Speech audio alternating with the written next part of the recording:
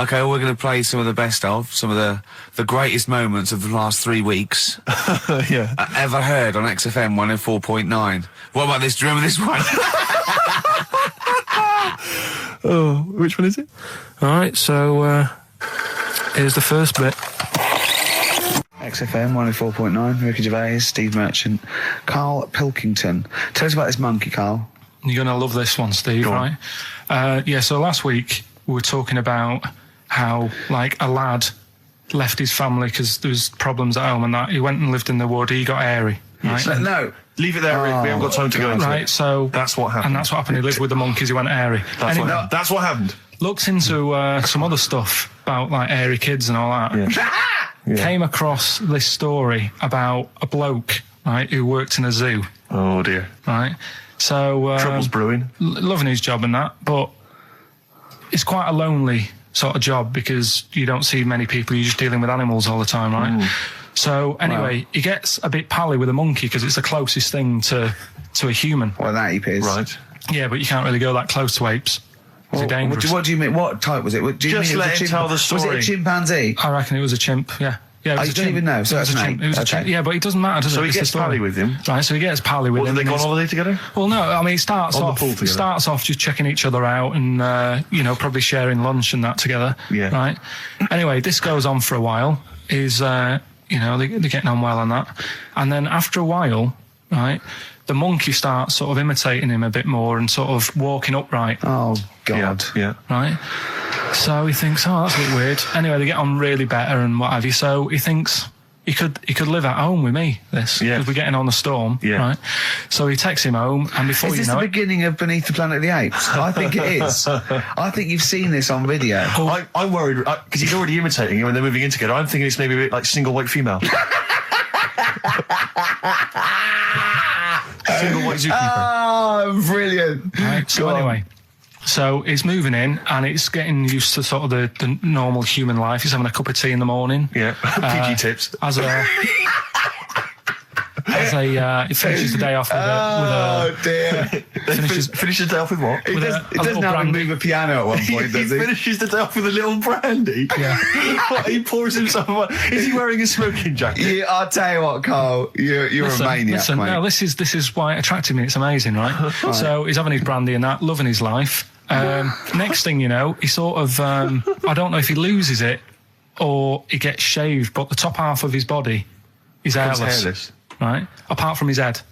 Right, so he's got a nice... So it's the opposite of the kid. Well, no, Yeah, this is what I'm saying. that would happen. Right? Well, hang on, but so you don't know if You he don't was even shaved know. or if it's How did it say? Then the hairless... What? I'll bring it in for you, the story, and then you can see if I've done wrong. Keep going. Anyway, so this is going on, and he's having a great life. Then the zookeeper starts getting a bit annoyed because he's having a better life than the zookeeper. The zookeeper's in the zoo. This is such So the rubbish. zookeeper's still got to do a day's work. The monkey's at home, he's partying, Well, he's it got gets his to a other point when he says there's no point you coming in to the zoo because the whole reason of you being there was because you're being kept there. Right. And he didn't want to bring the memories back, so he said, you stay at home. So You are you're talking such... Just let him finish. God, I don't know if I can sit here and listen to this drivel. I'm fascinated. It's It nearly sounds over anyway, amazing. right? It sounds extraordinary, Carl. So he's walking up right, he's having a tea in the morning, finishing the day off with brandy. Gets a bit out of hand, only tries it on with the zookeeper's wife.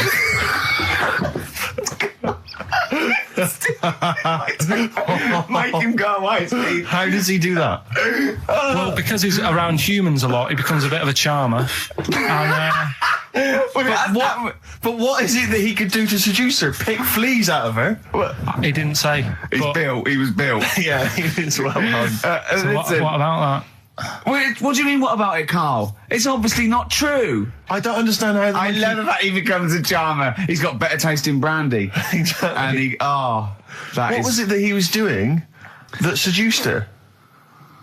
I don't know. I thought maybe because he was at home more than the zookeeper was. But what would he be doing, I Carl? love the fact that- He's not going to be talking with her. They're not going to be playing like, Trivia Pursuit. Maybe she liked the silent type. He didn't go into that. He just said that's when the trouble started. Carl, play a record. Right. I'll ease you in with something fairly easy, a music-based question. Kylie Minogue versus Dido as Queen of the Brits. What's your view there? Go and have a watch. It doesn't really matter, does it? It doesn't really matter. What, does it really matter? With the Brits. I was watching it the other night, and I think Kylie will be a good-looking old woman. Do you ever do that? Sort of I want to, Steve, I want to celebrate with you. Every time he opens his mouth, it doesn't matter. I want us to open a bottle of champagne. I know what you mean. Do you know what I mean? It's sort of like we did that. Yes. No, do you ever do that, though? Look at people, and another person who springs to mind, Jenny Powell. I don't think she's that good-looking now. Who's Jenny Powell? Is she that girl that used to be the assistant on Wheel of Fortune? Yeah. Yeah, I think she's a bit over the top for a young woman. But when she gets older, I think she'll look... Be a bit of a stunner. Okay. So for you, Kylie, whereas you don't feel that about Dido, is that right? She's alright, she's normal. I prefer Kylie's sister to Kylie. She looks, I could imagine her being hard work to live with and Who, Kylie? not being washing up and that. And Right, sure. being a bit fussy. Okay. And what do you make of taxes rising in the next budget to pay for NHS improvements? Well, my dad went to hospital to have an operation once. Yeah. So I feel like it's worth paying it, because I've got something. Because people might have to go to hospital. Yeah. Yeah. Well, it makes a change when it's someone in your family, doesn't it? Yeah. Because you sort of realise... Yeah, a change is as good as a rest. And the weird thing is, if it weren't for my dad, I wouldn't be here doing this show, because when he was in hospital... Well, no, I'll stop you there. Yeah. To be honest, that's all you need to know. You wouldn't be here, true, but no. But Well, no, because this was after I was born. So I would be here. But his more direct involvement was what? Yeah, because when my mum was seeing my dad in the hospital, I got a bit bored. Went for a wander, found the hospital radio station, Yeah. and got a gig. Really? So in a real sense, if it wasn't for Karl's dad, Karl wouldn't be here. And did your dad, like, while he was listening to you, did he, like, sort of tap the nurse and go, can you get that 12 off the air? Who's put him in that? Yeah. Oh, go on. Okay, what do you make of the real-life Mowgli who's surviving in a Transylvanian countryside? Apparently, I don't know much about this story. I don't know. You know Mowgli, he's the guy He's from the Jungle Book. Yeah. The little kid that grew up with bears and animals and stuff. Apparently there's a real-life one in Transylvania. What were the things in Gremlins? What were the what? Like, in Gremlins they were... Wait. Okay, this is an example. This is what your girlfriend said. Think. What were the things in Gremlins called?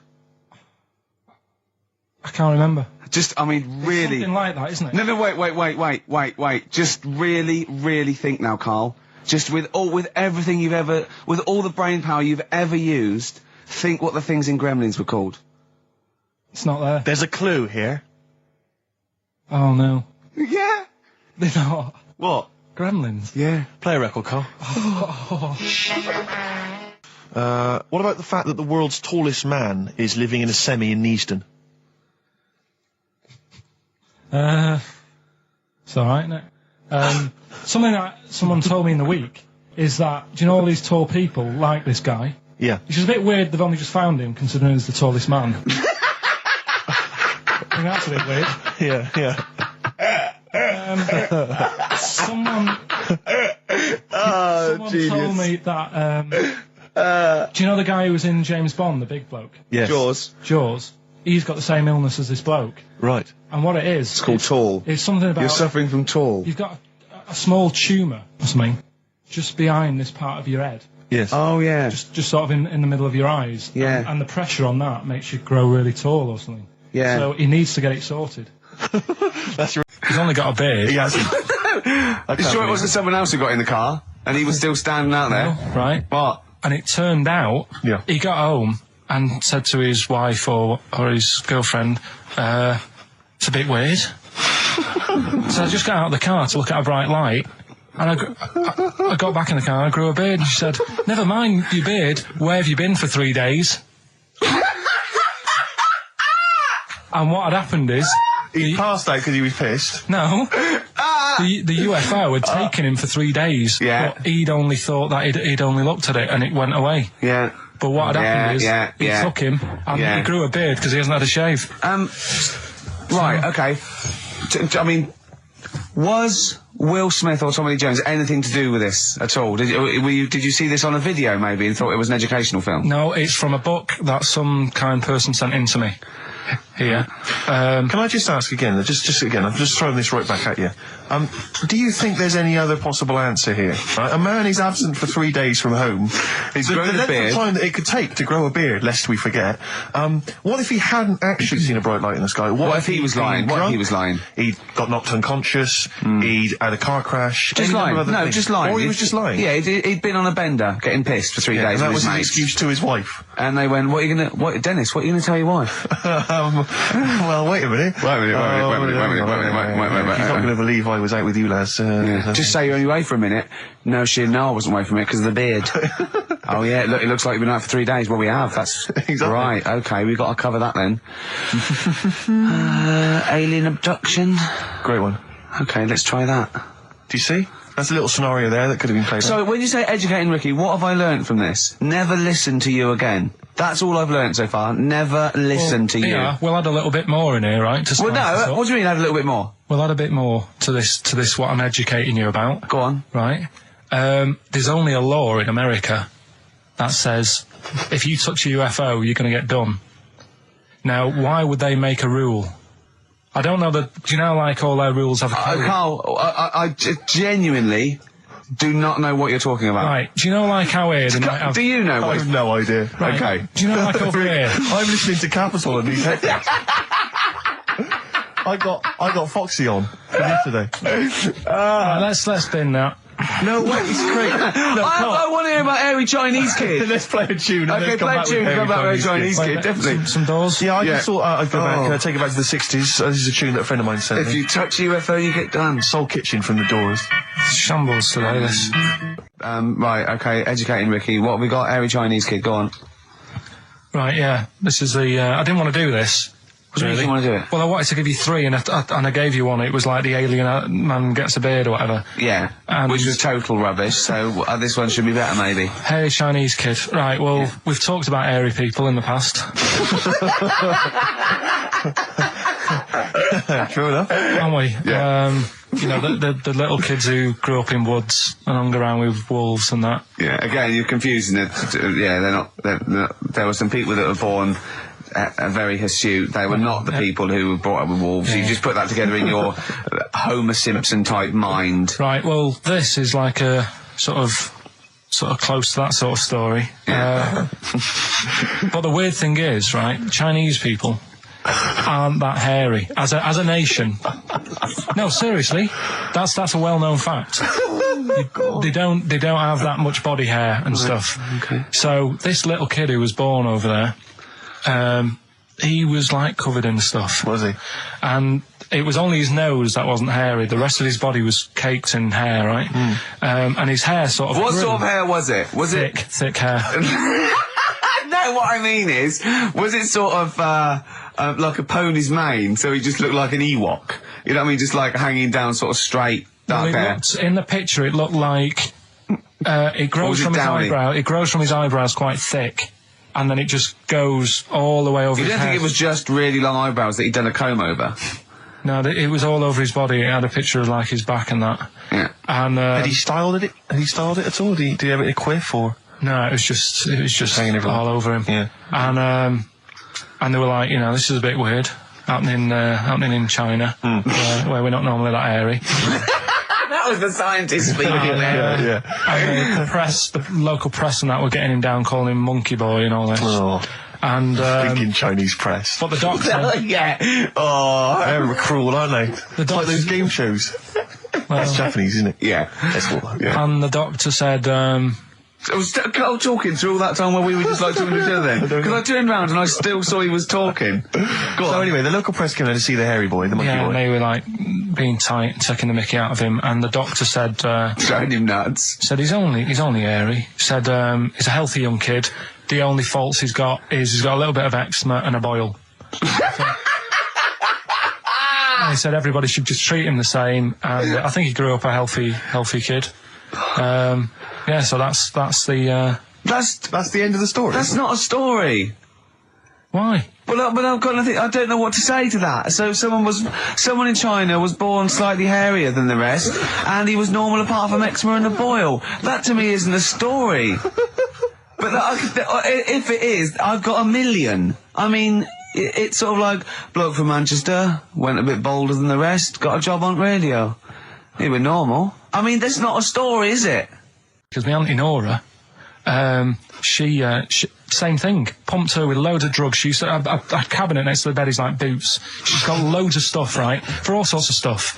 And, I mean, she's not that old, but she's on loads of stuff, right? She's a bit coked up, is she?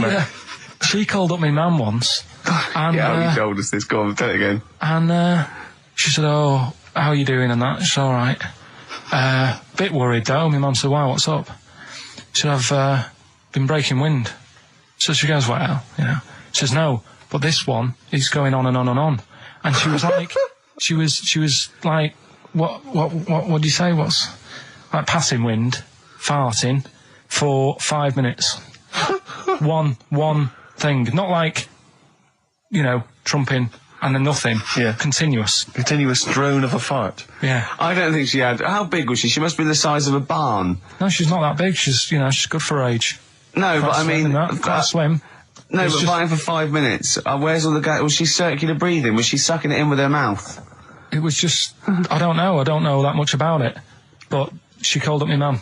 About 2.5 minutes in... Could you hear it in the background? 2.5 minutes in! 2.5 minutes in, she called my mum up, and it went on for a further 2.5 minutes. Oh. And she just stayed on the phone, did she? Where was... Going, well, can you hear that? Well... Did she hold the phone next to her arse? Listen to that. She was off the ground. Trying to work a tune down. she was actually hovering. She was 4 foot off the ground when they found her, the ambulance men. The cat's dead. Don't light a match! Don't light that cigarette! Yeah, it's like that advert. The kids come home from school, switch on the light. Yeah. Then they see Granny hovering, turn the light on. Be careful if you have an elderly woman at home. Yeah. Drugs make you fart. So that's what I'm saying, you know, just let these people... What are you saying? No, wait, what are you saying? I'm saying let people enjoy the life they've got left. No, you're not. You're saying don't put them in hospital, leave them at home to die. No, I'm not. Give them a Rubik's Cube and let them die. That's what you're saying. Yeah, I'll tell you something now, right? Steve, I'll tell you something. I didn't want to do it because it brings the show down, but she did die. Who, the blue-handed lady? Yeah. How do you know? Because I said to my dad, how's the woman next door? She said, oh, she went last night. They've got an old fella in there now. God. So, there you go. So, wouldn't it have been better to leave her at home where her friends and family can call and speak to her, even nip that round if they want, you know, with a cat, I imagine. No, it's definitely a cat now. What's that cat's called, that you imagine? Probably, I'm seeing like a big ginger one, so I don't know, something like, I don't know, maybe ginger or whatever. Maybe I had a budgie. But that's what I'm saying, just let him enjoy his life, because dying in hospital, I wouldn't like to do it. If I went to the doctors and they said, you haven't got long life left, I had a feeling, and I called home, my dad had punctured a lung. When you say you had a feeling, what do you mean, a feeling? Just like, oh, I should call home, there's something not right. But this time, very specific feeling. How did that manifest itself? How did you get that? What kind of feeling? Is that tingling thing? I'm getting a bit of a lung feeling. Yeah. A bit of a dad lung feeling. That feels like a punctured lung. Hold on. Well, anyway. No, but anyway, the holiday was good. We talked about it last week. Well, let's probe Karl about his holiday, because, you know, that's the sort of thing that audiences will stay tuned for, Rick, I'm pretty certain. Yeah, sure. Find out about you know more about this radio business than me. You've hooked them already. Indeed, yeah. Well, also, I'm thinking we've got nothing. Now. We may as well save that. No, I resent it. I used to put a lot of work in, but no, I think of the money, which is, you know, for me, pretty shoddy. Well, you know what I mean? I don't usually you get out of make an bed awful lot of cash. Well, exactly, yeah. And, you know, the whole thing is, the whole setup. It was raining today. I thought I should have a cabin. You know, then the sun came out, so I walked in again. Ah, dear. How are you?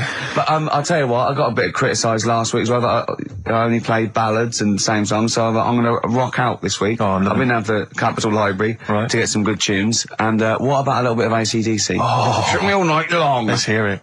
Doves, Caught by the River on XFM 104.9. I'm Ricky Gervais, Steve Merchant, Hello. Karl Pilkington and everything. No, I'm going to be honest with you. Go on. A little bit hungover, Yeah. don't feel very well. Yeah. I don't know if I'm hungover or still a bit drunk, but I don't feel... You sound like you're still a bit drunk. Yeah, so what I'm worried you about... do every week, so... But what I'm worried about is that the standard will slip. Yeah, Sure. if I'm not right on the ball. And the other thing is, I haven't had a lot of time to prepare the show today. Okay. So I don't really, I don't feel, you know... 100%. Yeah. I haven't done it. Carl. Right. Look. Have you finished that sentence? I don't make me laugh because it hurts as well. And the other, there's another side effect to me being a little bit hungover and or drunk or whatever, right, is that I can be annoying.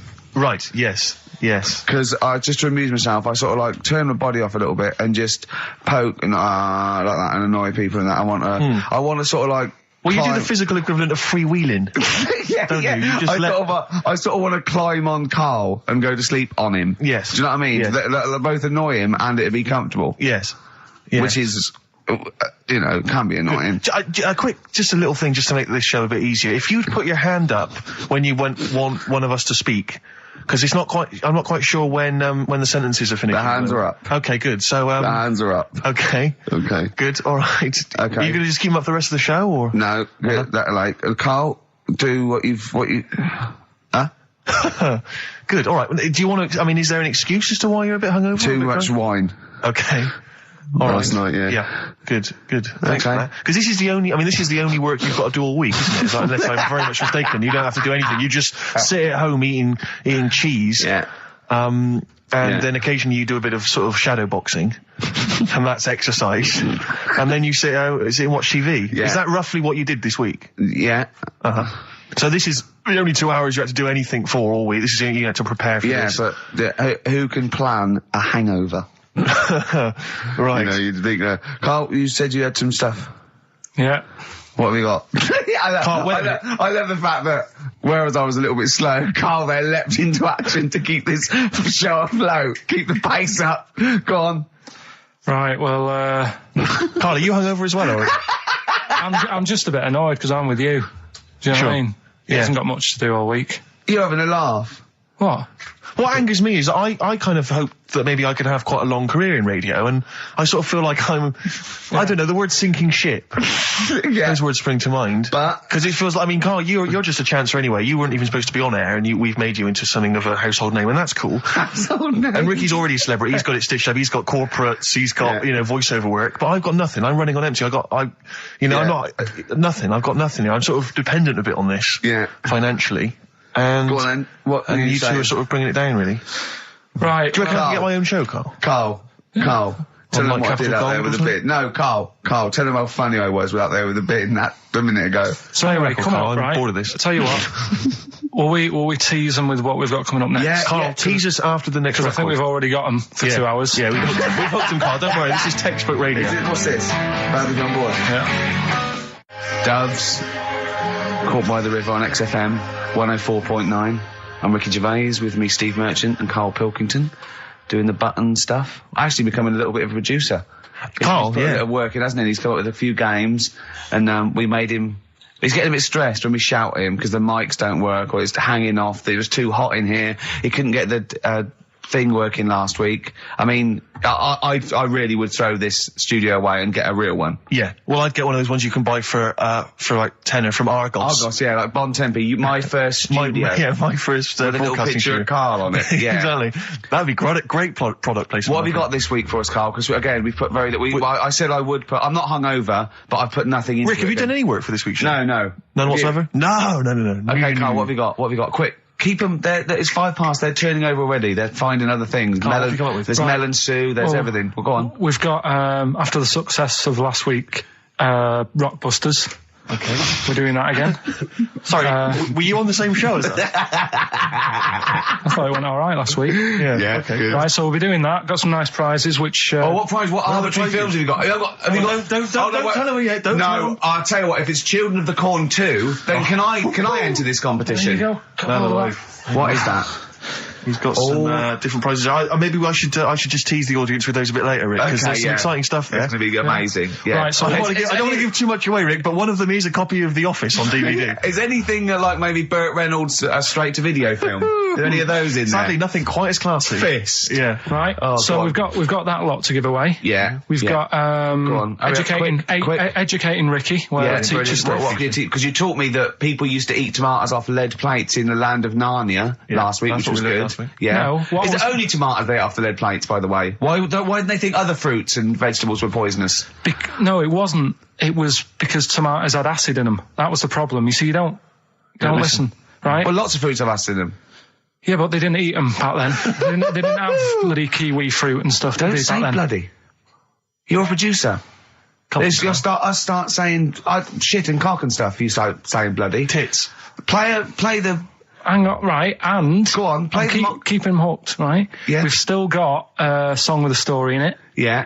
You don't want to play Babushka, do you? He doesn't like the idea of Babushka. I told him that was a story. Yeah. And he doesn't like it. A devil went down to Georgia. Someone sent in. You know, he's looking for a soul to steal. Yeah. Doesn't like it. Why don't you like that? Do you know the song? Not particularly. Right, it's a song about a lad who goes into a pub on a normal night. And it's in sort of the deep south of America, New Orleans, something like that. It's, you know, it's not the old Kent Road. Right, okay. Okay, go on. Goes into a pub. There's a devil in there. Oh. He's getting a bit cocky. He's had a bit to drink and he's saying, do you want to sort of gamble your soul away with me and we'll see who's best at playing the violin? Yeah. And I think the lad wins in the end, but it's not real enough. Whereas the one... Oh! What? Not like the Shadow that got fed up and started pushing kids off bikes? Rick, I think you're referring to stuff that no one made sense of last week. Yeah, exactly. I don't think we should refer to last week. Let's play Mock Turtles, Can You Dig It? And then we'll come back and we'll talk about that. I've come to the conclusion, Rick, we should never refer to stuff Karl said in the past, because it would just take too long to explain. Okay, alright, that's fair enough. Foo Fighters. All my life on XFM 104.9, I'm Ricky Gervais, with me, Steve Merchant, and of course, Karl Pilkington. Ooh, have we got a show for you today? What have we got planned? Loads of stuff, and 2 hours of it. Right. And all the records. Specifically, what sort of stuff have you planned for us? Because I know you've been What have you done? What have you done? Well, you know, I've been busy this week. I've been house hunting, I've various things, but I know you've had the whole week off. Right. So what have you been up to? Like, Go on, Karl. Karl, tell them what we've got. Tell them what we've planned, all the stuff you've done. What have you got? But Rick, specifically, what have you come up with? Quick, because people are getting bored. Tell us what I've come up with the music. Right. Obviously, we've already planned that. We planned that last week, so that's all done. But what have you yourself contributed to today's show? I got a text message today from Ross Noble. You know Ross Noble, the comedian. It was on. Have I got news for you? Right. He says, ask Karl if he woke up with lady's boobs, would he just put a dress on and live as a lady, or would he just be a man but with these boobs? Karl, it's a good question. I know that happened to Ross, so he's throwing that one out at you. It did in a way, because he ate pizzas for a year, didn't he? He did, yeah. And he got a lovely pair of breasts. Yeah. Go on. Probably just find a loose-fitting jumper, go to the doctor's.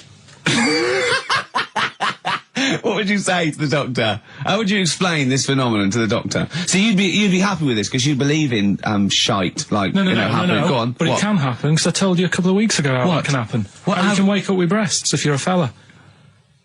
I told you. Go on. Haven't you remembered? No, it's funny that, isn't it? Go on. Have you, Steve? No, I don't remember this. Did you tell us on air? Yeah. It can happen if you go to Argentina and have a steak. You can wake up with breasts. Because I'm sure I'd have remembered Karl, that. pull the other one. Look, he likes that. Is that what you've come up with, Ben, this week? That joke? Yeah. Brilliant. Play a record. It's going to be a dynamite show. Listen, look, I'm going to play some classic tunes today. I'm going to educate the youngsters, Steve. Right, now, you've all heard of Lou Reed, you've all heard of Velvet Underground, but, you know, have you heard of Venus in Furs, Karl? Shiny, shiny, shiny boots of leather. Oh, and the very hot chilies there. Oh, yeah, indeed. The Zephyr song, Red Hot Chili Peppers on XFM 104.9. I'm Ricky Gervais, with me, Stephen Merchant. Hello there. Over there, little Karl Pilkington. Indeed. See the write-up in Heat this week? No, is it good stuff? Basically Karl's show. Yes. Which is fair enough. No, I mean, he's the only one doing any work. I know. He's the only one contributing. We thought no one had noticed, but Heat were on it straight away. Yeah. They picked out, I read it to him over the phone. It said, 2 hours of black music and everything, right? Karl Pilkington, he does Educating Ricky, where a strand where he educates Ricky, and Rockbusters, which is loosely based on Blockbusters. Says, you know, basically you'll be tuning in for that. And I read that to Karl and he went, oh, and I was going to drop it. You weren't, were you, Karl? So he believed the hype. Yeah, I think you've got to, I mean, it's like... You've got to mix it up is what you're saying, keep it fresh. A lot of people are saying to you at the moment, are you going to do another series of The Office? It's kind of like that. I've got to decide whether we try to move on with it or do something different. Is it dead in the water? Yeah. So what's your decision? I mean, maybe, We'll probably keep it for this week. Sure. And see how it goes. Okay. You got anything else on the back burner? Any other ideas?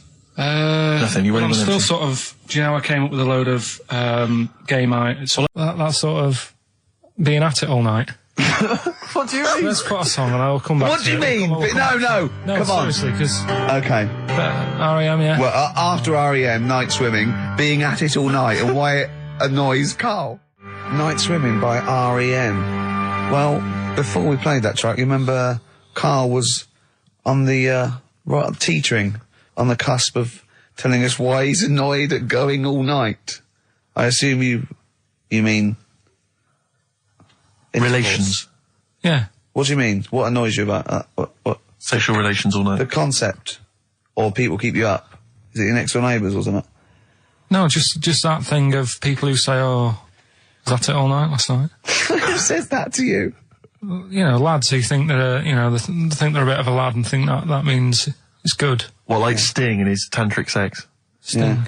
Yeah. Well, to be fair, it goes for 8 hours, but only 3 minutes of that is going for it. The other sort of, 7 and a bit is sort of laying next to each other, isn't it? Right. Or sometimes in a different room. Yeah. Yeah. Is that why it's called Sting? Hey? Well, if you're at it all night, bet it. It's gonna sting. So what's your problem with this notion of going at it all night? It's just that thing of, get it done right the first time. Do you know what I mean? Get it done. Yeah, get in, get out like the SAS. Once you've done it, you've done. You know what I mean? Yeah, no fanning around. No messing about. So, it's just that, isn't it? It's like, do it right the first time. Once you've washed up, right, you put the pots away, you don't dirty them again. What a lovely analogy. That's one of the great Is that what you metaphors. say to Suzanne? Come on, love. Once you've washed up, I've already washed up. you don't dirty the pots again. Go. What a romantic Ding dong. song. Now, me and Steve have done our research for you, and we've got 2 amazing things to tell you. What should I tell you first, about the baby or the... Well, they're both equally fascinating, so you choose. I'll tell you the crab thing first, right? Steve actually saw this thing in The Guardian in the week about our research thing, and then we looked it up, we looked into it on Friday, and it is incredible. Right, listen to this. There's a thing in a bay in New England, right, where it's like the biggest, they make silicon chips and stuff for computers, right? And because of the data protection thing, after they've done them, because they have to destroy the plates, right, well, the information's sort of put onto them, but there's still flakes of silicon. They sort of grind it down straight away, and some of the flakes got into the bay, okay, but some of the information is still on even the slight granules of silicon.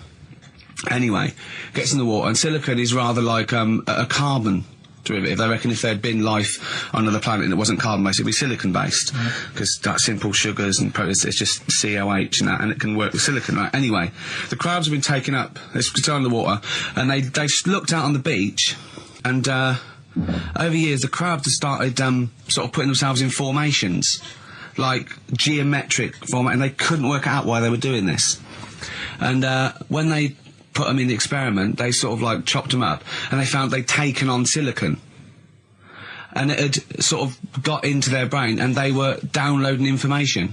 They picked up little things, because it's just chemical, electrical impulses that got information off the silicon chip, and they were interfacing it. But this is the amazing thing. One bloke sort of thought of this, and he thought, well, if it's a simple computer, the brain, if it's just a simple sort of electrical thing, then maybe there's sort of, we could get it down. So what they did is they made a thing called a biointerface, and they put it into the crab's brain, just a really simple brain, so it's measured avant-garde, right? And it got impulses from it, and they were getting like computer, actually just flashes of like symbols and geometric things right on this screen to read the crab's brain, and it was stuff like fragments of a. What made them do this in the first place? Because they saw the crabs behaving differently. They were behaving differently to each other. They were just like intelligent, and they were sort of solving problems and all this sort of stuff. Anyway, when they downloaded the thing, it was like they found one of the secretary's names where it had been on the silicon chip, where it was just like a flash of a computer screen. But the most amazing thing is, they downloaded a memory, right? It was like a snapshot where it had been burnt onto the retina of the crab, just a snapshot of something, and it was like a picture of the beach, like a couple of years ago, right? And they also did, incredible, it was like just a digital black and white sort of thing, so they could see what the crab had seen. Amazing. Jeez. Amazing. So intelligent crabs. What are they doing with Almost them now? like then? super brain. Well, they think this is the upshot. They think they could use it as spy crabs because they could get these crabs. Also, the other thing is, as generations went on, right? So they put a crab in to see it, so right, lots of crabs in, and then as generations went on, a newborn crab, they downloaded the memory and it had the memories of its great all together. It had every memory that any crab had been related to it beforehand. Because it passed it on, it just passed it on. So not even ones that had been eating the silicon stuff? Yeah. No, These are just like ones that have had kids? Yeah. And they've got like... And they know so you'd know everything your everything right the way back. So would that work if we ate silicon? Well, I suppose so. possibly. So what are they going to... Well, they can use them for all sorts of things, though. I mean, that's what's incredible. I mean, I don't know how you train it particularly. I don't know, it'd be quite tricky to train, but I'm assuming if they can do it that way, then presumably they can give it like certain silicon information, which they can then plant in it, if you like, within its sort of food. Also, if you could get them onto enemy beaches, you'd have like 1,000 digital cameras just sneaking around. You could get like Osama bin Laden or someone. They don't understand the information they've got. No, they don't know they're doing it. They just download them. So it's not like you could torture them and they won't be able to sort of give you the information because they wouldn't know what information they had because they're just. But the first crab they downloaded, they just kept seeing the same picture of a big crab feeding it, which they really. Yeah. Wow. That's what, like its mother crab or something. Yeah. Just memories of it as a child. But they're not in colour, presumably. Because no, it's all in black and white. It's just a digital camera because it's just they don't see in black and white, so it's just like a I don't know. I think it's burnt onto the retina or something. And the only one that they kept were the ones they saw a lot of the time. Wow. I mean, in a way, some of the educating Ricky I've got for you today is on the similar lines. Right. Oh, you've got to be impressed by that. You've got to be impressed by that. That's pretty good. I mean, I'm interested to see, what they do. What they do with what the crab developments are. But yeah, no, that's pretty good. Yeah. But I mean, amazing. Yeah. Amazing. Well, just digest that information because that's not even the most impressive one we found. I think it is. I suppose it's pretty impressive, but the next one's maybe more shocking. Okay, right. He was one of my best mates. Was he really? Yeah. Seriously? Yeah. What do you reckon he's doing now? Do you still keep in touch? When my mum and dad were still in Manchester and they had a butty shop, he used to go in because the Bucky's was next door. I love the way you paint a picture. If you did this in your history exam, Karl, you will walk it. Go on. So your parents had a butty shop. There was a Bucky's next door. Yeah, and he liked having a bit of a gamble, so he used to. I think he works for some insurance company. Do you think that his fiancée Beth knows he's got a gambling problem? Or that his 2-year-old son Lewis? No. Yeah, they live in Cheadle Holme. Hume. Hume. He must be doing well. He's still supporting the Blue Army and frequents the shrine on a fortnightly basis. Funny thing with him is, right, when I used to stay over at his house, and his dad was a copper, and I remember his dad came down and said, right, I want to see you two. I was like, oh God, what's happened? And got us round the table. And he said, do you know much about drugs? So we were like, what's all this about? So he goes, they're not good for anyone, they're stupid thing to get into. And we're like, yeah, we know. And he went, you know, do you? We said, yeah. He said, what's this then? And he'd found something in his bedroom, and it was a Skittle. What, the sweet? Do you know little sweets with the S on it? And oh, really? Drugs. Yeah. So he said, well, yeah, it's a Skittle. Yeah, I know what it is. Oh, he was bluffing like that as a slang word. Yeah, he thought because he was a copper, he probably had to be down with all the terms and that. So we said, oh, it's a Skittle. And he said, yeah, I know what it is, but what's it doing in your bedroom? Oh. It was like, no, it's a toffee. My dad always said... Oh, right, steady on. Dad said Christmas morning was for, like, for me, so he used to stay in bed. So he never... That's brilliant. That's a great thing to say, isn't it? Yeah. Christmas morning's for you. Run wild. Do what you want. Just don't bother me. I'm going to Honolulu for 2 weeks. That's great. Dad, it's Christmas. Do I have to do anything? No. So my mum used to get up because she used to like to see my face light up, when I open my presents. And then... to give fireworks. And then I'd have to go to my bedroom from about 6 o'clock onwards because, like, my mum and dad were into having big Christmas parties. and I wasn't like old enough to go. Right. So they'd say, right, you know, you've had your fun there, you go up to your bedroom, stay in there. Really? Yeah, I remember one year, right, I got a train set, that's what I wanted. Yeah. Right? It's brilliant. Playing with it all day. I thought, I don't mind about the party, I'm happy staying up here, playing with this.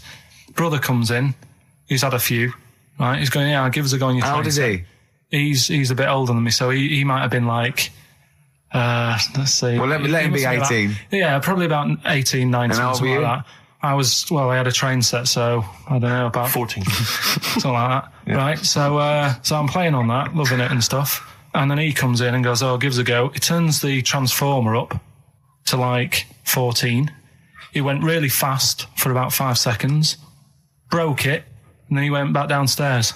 Wow. So Christmas, I hadn't even got to Sounds Christmas like Day. the Conservative government with British Rail. Satire, that is. Satire, Rick, I just thought that there's satire. If there's any satirical shows listening or magazines... It doesn't work in any way, because there's the analogy falls down apart from there being a train. Think it through, though. British Rail was trains. Yeah. And the government broke the trains in many... Well, they didn't break them, like, not officially breaking them, but they kind of... It does work. It's perfect. Oh, I'm pretty pleased with that. And I can't... And no one's asked him to be on Have I Got News For You? It's weird, isn't it? Because it's strange, that, when you've got a satirical mind that's as quick as that. Yeah. All and right. he's broke your little train set. So what did you do? I just like watched telly and had some sausages. I bet you were happy with that, though, weren't you? Oh, it's a bit annoying, though, isn't it, when your main present of the year has been broke.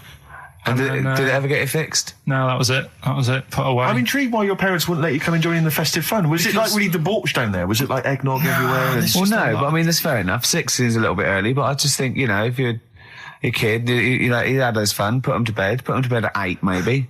And Do you think so on Christmas Day? I thought that was a day for family. Well, not if there's a party going on. And Well, don't have the party on the Christmas Day. Well, that's another option. Yeah. Your parents are weird, aren't they? A strange breed. Well, I think that was the year, right? You're talking about buying presents and stuff. I think I did treat my mum to... I didn't buy my dad anything. I think that was like when I got a bit older, I used to get my dad something because he wasn't that bothered anyway. No. So, got my mum. There was a cheap shop, right? Of course. Thank God for that. Called Snips. Right? So I went in there and I thought, let's see what I can get her. And remember Victoria Plum? I don't think so. Well, it's like a fairy character. Right. And my mum's into gnomes and stuff, right? So I thought, right. She must be pleased with you, then. Victoria Plum. I was thinking, is that one of the neighbours? Is it like a brandy Do you liqueur? remember Victoria Plum? Victoria Plum. Victoria Plum, yeah, it's like a little fictional sort of character, right? Okay. So I saw it, I thought, yeah, she'll love that, right? So I did my paper round, saved up for 2 weeks, right? Aww. Got that sorted, went to Snips, bought the Victoria Plum. Next day, I'm in town with her, right? So I think, I know what I'll do. I said, come in here a minute, right?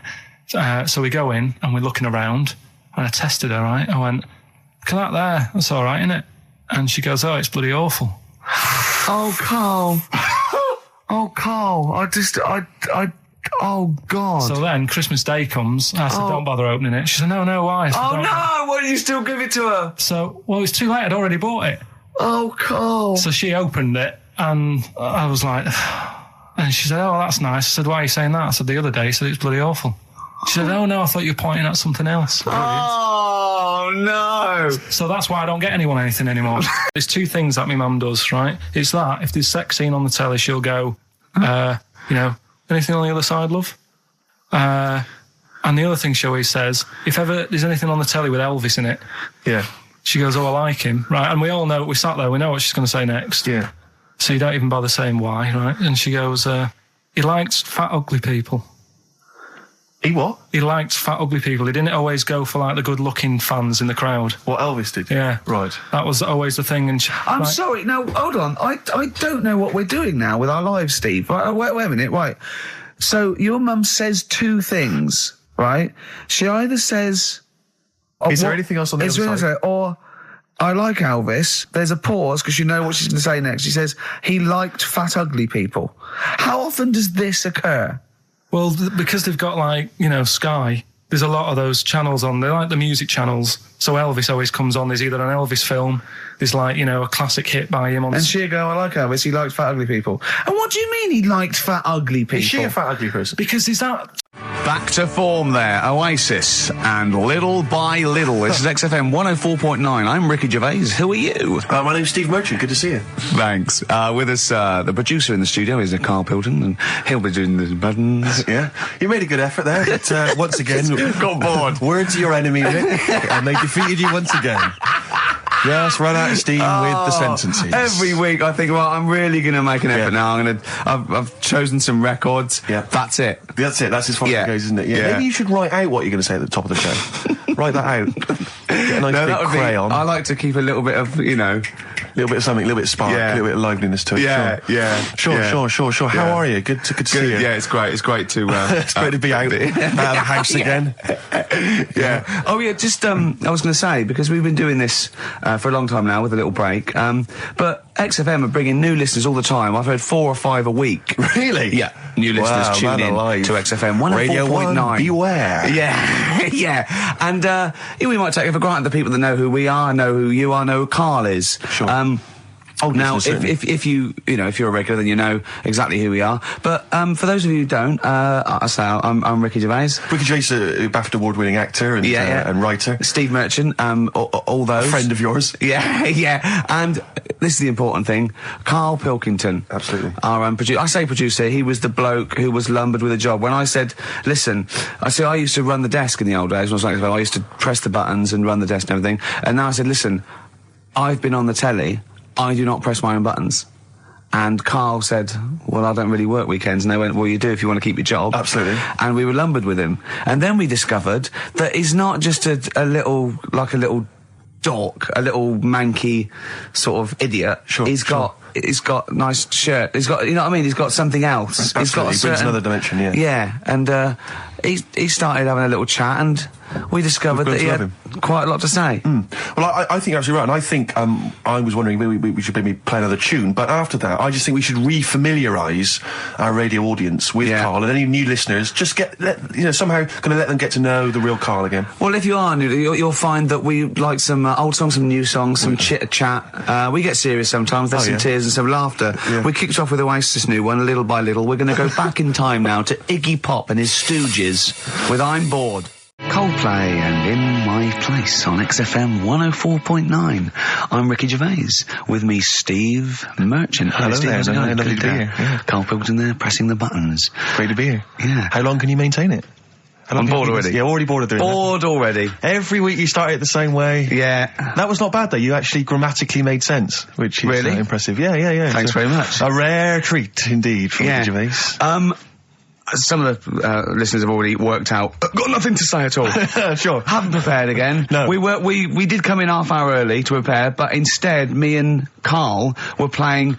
You had to flick the football into the bin. Right. We had 5 goes each, or the world was going to end. Okay. And that took up. That took up a good 25 minutes. Yeah, I liked it when we came back, and then we started just trying to beat each other in the corridor, and I beat him. I scored a goal. He was gutted because he thought he fancied himself at football, and I beat him. And I was knackered and sweating. Yeah. As I walked back to you about 5 minutes ago, you were looking through the records. You went, and this was lovely, you went, well, we've done the preparation then. Yeah. Like a sarcastic teacher. Yeah, like a teenager, like an annoyed teenager whose parents have embarrassed him once again. And you beat Karl, did you? Yeah. Because you're not... Yeah. I mean, you're not particularly... I'm not good at football, You're not particularly nimble on your feet. Oh, come on. No, you're not. Douglas Bader is more nimble. I'm all right. But Karl's sort of... I think he's got more skills than me, but he hasn't got the aggression and the weight. Yeah. So I just pushed him aside. Yeah, good work. Yeah. Good work. I'm going on holiday. He went, yeah, it was good. Except it were a nudist speech, didn't tell me. I went, of course it was. I went, what do you mean? He went, well, sitting on the... I don't know why they have to do it. I don't know why they have to do it. Why do they have to do it? He went, Suzanne said they think there's nothing wrong with it, like being a transvestite. Right? I went, I love the fact that your girlfriend has to tell you what's wrong and right in the world. And he went, well, we're walking along the beach, fella coming towards us with knob out. I went, oh, what's going on here? Right? And he said, and because it wasn't all nude, he's walking round, he's stark naked, and he wants the freedom of that, but he's got a big rucksack on his back with his clothes on just to get changed. He went, so what's the point in that? Right? And I went, he should just carry the book. He went, what, and covered it up when he went, oh yeah, good idea. See? He went, but I wasn't happy. He says, and that was the first day, so we didn't go there again. I just imagine his little face. Yeah, he's just going, all right, gobsmacked. That's out, that's out. What's that doing out? Why has he got his out? I imagine Karl sort of dressed in a suit, in a sort of safari suit, done right up with a cravat. I'm not undressing. I don't want people seeing the flesh. That's for you, love, and no one else. But I love the fact that as this girl goes, Karl, they don't think there's anything wrong with it. They're just happy that way. and he in his own mind just goes, like being a transvestite. Well, I didn't do that well at school and that, right? But we had biology, and I didn't take much of it in. But there was one day when it was about, knob news and stuff. And it was all about how blood, is what makes engorges the erectile tissue. Sure. Yeah, it was all about that. And there was this girl in our class called Paula, right? We were sat there watching it, and she fainted. You just heard her go, oh! And she hit the floor, right? Because we were all sat on top of the desk watching this. I wasn't that interested in that. No. I wasn't looking at it and that. But Paula, right, she fell over. And the funny thing was, right... What was it, a video? Yeah, a video of, like, this blood doing the business to this fella's member, right? And she fell over, like, and everyone's like, oh, what's up with her? And the teacher was trying to, like, wake her up and give her water and that. And it was really weird, because then the nurse came in, and yet this video was still playing. And the nurse came in, what happened? Well, do you seen this? Yeah. And you could hear, like, then it was going on to, like, sex education on the video. It was all done from start to finish. What happens? And by the end, and she was still out cold by the time it got to, like, and then they had a baby. Yeah. Right? That just reminded me of it. So it seems to me that was her sex education class. She fainted when the penis got erect, and when she woke up, a baby was born. That's probably what she thinks happens. She's wandering around now. And the whole class just missed out a bit because they saw someone's face. If she's ever with a bloke and he gets an erection, she just goes, oh, no, well, that's it. She was a bit of a class tart, really. That's why everyone was like, what's up Karl. No, but she was. Everyone was like, what's up with her? She's not seen it before. I was on this is true, I was on the tube, right, coming in to meet Gervais the other day, and I was wearing a suit, and my mobile phone slipped out of my pocket, and it landed on the seat, and I didn't realise this, and as I was about to get off, some bloke who was sat there like an old guy, he picked up the phone, he went, oi, lanky, you dropped your mobile phone. And I was like, well, I thank you for pointing out I dropped my phone, but did you have to do the lanky? Well, you knew who he meant. I bet you turned round straight away. It worked. Knew he meant, Steve. But he's done you again. But I was the only person stood up. It was a fairly empty train. Was there any other lanky people there? No. Well then. No, but my point was there was no one else at all who was about to exit the train. Okay, so he didn't need lanky. He could have got excuse me, sir, or oi you, anything, but oi lanky. I know. It's that thing, though, isn't it? That's what I'm talking about. You say the thing that you don't want to say. It's like me with Ken Dodd and Will. I think he wanted to say this. Oh, well. I think he took pleasure in it. I think he went, that bloke's lanky. I shouldn't say that. Yeah, I should. Oi, lanky. What's he going to do? Phone. Yeah. Do you want your phone back or not? Electric soft parade. I'm a little bit concerned about your toilet discussion. What exactly is your point again? I was just a bit bemused. You see, it's a tricky one. All I'm saying is, right, there I was at the pub quiz. I go to the toilet, not thinking about anything. I try to go, right? There's a little gay fella next to me. I love this little gay fella. Now, the weird thing is, there's nothing stopping him having a little glance, right? Because he's allowed in the fella's toilet. Yeah. Now, I'm not allowed to go into the woman's toilet and have a little look round. Right. So all I'm saying is, should they have another toilet area? What, for gay people? Yeah. And so this would be gay men and lesbians? Is that going to complicate things? Well, I can only assume. I mean, to what point? I'll ask you a question, right? If you're intimidated, that's a shame. But most gay men aren't looking at your knob. You know that. What do you mean? I can only say that 99.9% of gay men who use a urinal standing next to what they assume is a heterosexual man aren't looking at his knob. And what they're doing then? They're emptying their bladder. No, but the thing is, I can't talk. You're saying like, you know, about would you have one toilet for lesbian women and gay fellas, right? What does that mean? Would it be mixed? Would it just be? Would it have a man on one? That's heterosexual man. One little picture of a woman on the other, and then what? What would the little icon be? A man and a woman. A man and a woman. Just having a chat. Yeah. In pink and dot lines. But you couldn't mix them, because then what would happen is you'd get people who are going, oh, I'll play up to this a bit. Or pretend to be gay. And yeah, you know, sort of grow a moustache and shave their head. And pretend to be a lesbian. Right. Yeah. So I see. So you know, people pretending to be gay so they could go in and have a look at the lesbians. Yeah. Right. So that would mean that we need 4 cubicles now, would we? Yeah. No, this is fine. 4 cubicles. So every pub How now, many toilets do we need? Every pub's now got 4 toilets. Oh, Karl, bisexuals. Yeah. Now, interesting. Bisexuals. How many toilets do we need now? Call the council. Do you use any? Huh? No. No, because they're interested in everything, aren't they? Because a little bisexual fella will be looking at your knob. Right. With them, Yeah. what you just have a door, you open it, and there's one urinal there, so you can't get a queue. They have to sort of wait. I just thought that, well, why can't there just be a thing between the urinals so no one can look at anyone else's knob? Wait a minute. Just to go back to Ricky's point, what stops, even if we've got the toilet for gay men, what stops the gay men who want to have a look at your willy going in the regular toilet and pretending that they're straight? Most men don't wear gay across their No, head. exactly. They don't have a tattoo. There's no branding yet in the British house where they have to declare. So we're going to have to expand this. What So we've do all you- got to carry identity. Do you know cards. you can see a gay, can you? Coming a mile off. No? No, I'll just hold it in next time. No. Can you tell gay men? Do you know a gay man?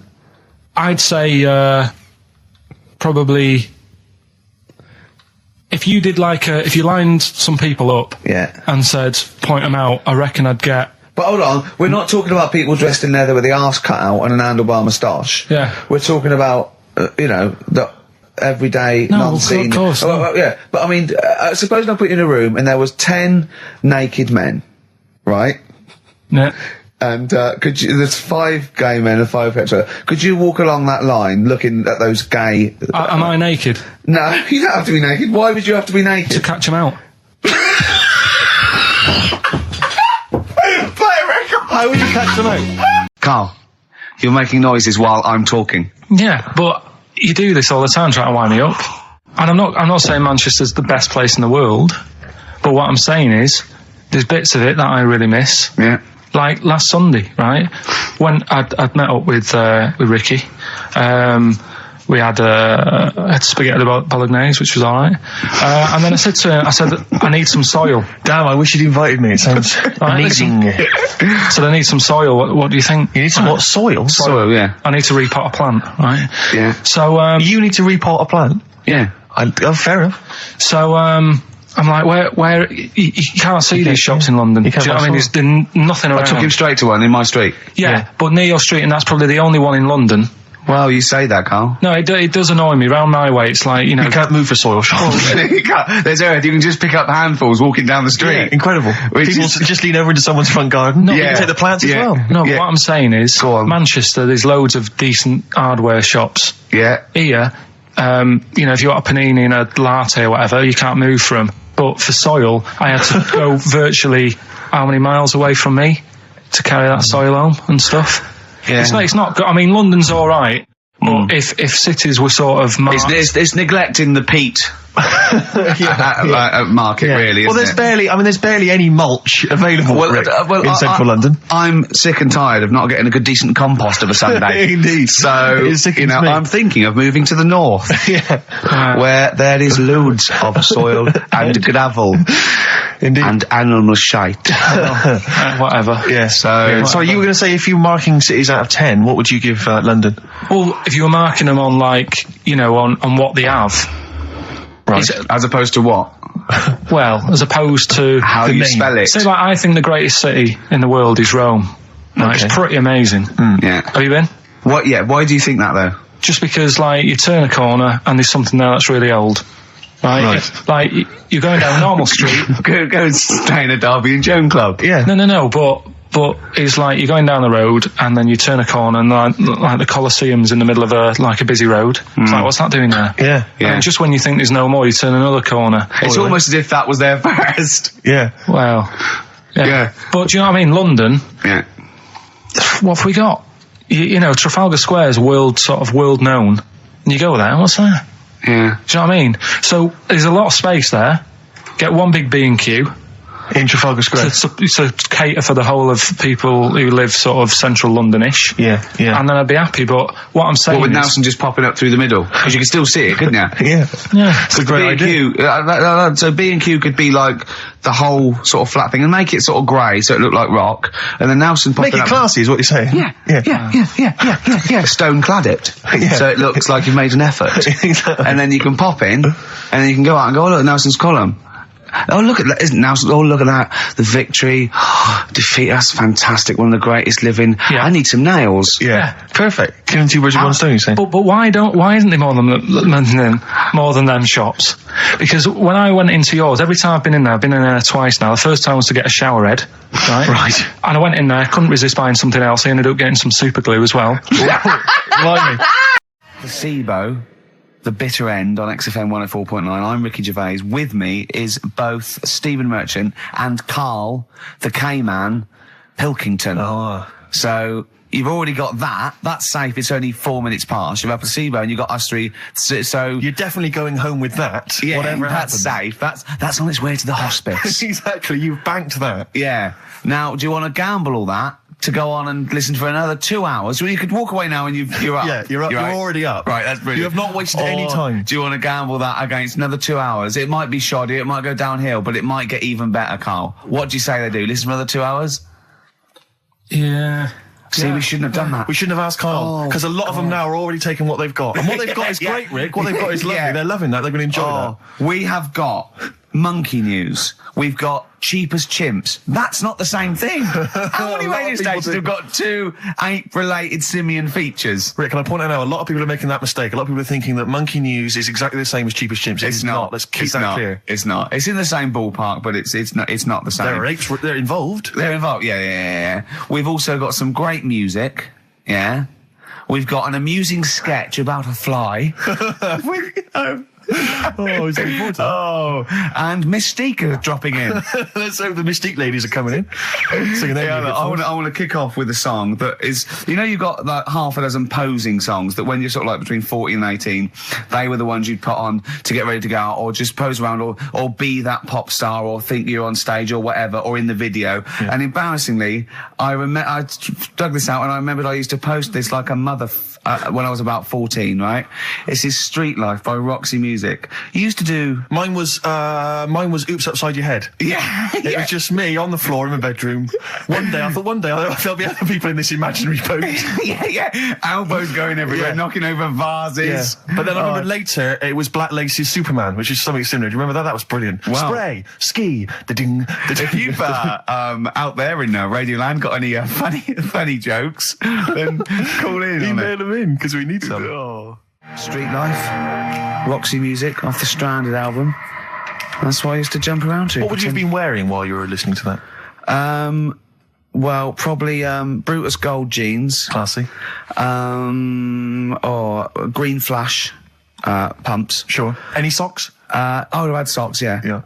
I'd have probably been wearing the shirt my mum got me from Tesco's, which was again a Brutus shirt, and it had women in bikinis eating bananas on a chaise longue. Of course it did. So, lots of small ones, or just one big one? Lots of little small ones. Yeah, so so that was that. A trilby? I didn't wear a trilby. Did you have a toy with a trilby? I remember when I went on holiday about that time, and I was about 14. My older brother had this leather jacket, and I was on the beach. Just in my shorts and that, I went to get an ice cream or something. I said, can I borrow a jacket? And I put his jacket on, and I was frozen on the beach thinking, they are all looking at me because I look so good. And I also had a straw Stetson. And I really thought, yeah, I'm turning into quite a man. Yes, I'm quite a catch. Yeah. Just thinking, they're going, they're looking, they're going, who's that dude? Is he American? Hold on, has he just come from some sort of rodeo? Wait a minute, I'm in a bikini and I like bananas. I could be the woman for him. Oh dear. What was that? Didn't you have a t-shirt or a jacket or something you wore to university that was pretty classy? Didn't it have like some foul language on it or something? What was that? Yeah, I'd when I was this was when I was 18, right? The Christmas or the birthday before I went to university, got 2 sweatshirts, one black, one red, had bullshit on them. Just telling them about. Right. And the red one, all my clothes, the first wash, everything was pink. All my white shirts and my white socks, of course, because I just put it in, I didn't know. Yeah. So I was a man at university with all pink clothes except for a rather nice red sweatshirt with bullshit on it. Again, turning into quite a man. Quite the man. Was that pre or post the time you washed your clothes by getting in the bath? And that was pre. That was the second year when I was had to go and digs at our Halls residence. So I had a bath, and you had to sort of like pay for a bath, So I thought 2 birds with 1 stone. I got in the bath with all my white shirts, because I was going through sort of, wearing a white shirt and tie, that sort of, David Sylvian sort of fine for everything. And, Daz. And I just wriggled around in it. I washed myself. It's quite a good exfoliant. I didn't do it again because it was sort of not good for the skin, Daz. Quite sore, is it, around the regions? Yeah. So there you go. Roxy Music and Street Life. Are you sure? We haven't done Cheeky Freak of the Week. That's a new feature, isn't it? That's a new feature. Cheeky Freak of the Week. Let's do Cheeky Freak of the Week. What is the cheekiest freak of the week? I'm just going to apologise now. I've just had freaks, sorry to freaks. Okay, right, go ahead. Well, I say it's a new feature, but we've sort of touched on it in the past with... We always talk about freaks. Hairy Chinese Kid. Yeah. We've had the Pillow Man. Yeah. Are you called a draft excluder? Just make a note of that, would you, Rick, on the list? People without arms and legs. But at least, you see, the Pillow Man, what do you picture? Because I was saying to Ricky in the week, right, I'm a great fan of the Elephant Man.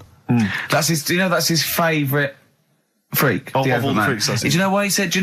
He said because you get what you pay for. When someone says the Elephant Man, you get what it says on the tin. Right. You know you're going to get it. Yeah. Do you imagine, Steve, if you had a mate and you said, where are you going? He said, I'm going to go see my mate. And you go, which mate? And he said, the Elephant Man. Yeah. Straight away, you haven't even met him, but you know what he's going to look like. Yes. Right? That's what I like about that. Hairy Chinese Kid.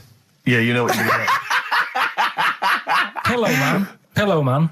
Yeah, not so good. What does that mean? It could be one of those big fat things on that show, couldn't it? A big pillow, like a... Yeah. they had that big thing about the fat people and feeders. They were getting up to like 60 stone and that big one. And there's a thing called fat admirers that just fancy fat women, right? And you writing that down? Yeah, sorry. And they had blow up versions. It looked like a bouncy castle. Wow. Yeah. Really? Yeah. You'd be knackered when you blew that up. Yeah, you just wouldn't want to go forget it. Yeah. Oh, God. Well, that's people being cruel as well, isn't it? Because after watching the programme on Channel 4 about the fat people and fellas who like them and stuff, there was a story on one of the news websites about some fella in Germany, right? He was a big fella, must have been about 50 stone, and he fell over, right? And I think he hurt his ankle or something. And Timber. They sent firemen instead of like an ambulance. Yeah. So straight away they're having a bit of a laugh. They're not. No, they've got winching gear. Well, they didn't know. They didn't have winching gear. They had to use the hose pipes to carry him out.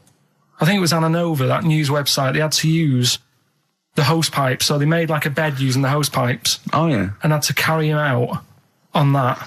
And then they had to sort of get him into a special truck, they said. Mm-hmm. And do the same when they got to the hospital. I mean, that's a bit... That's mad, isn't it?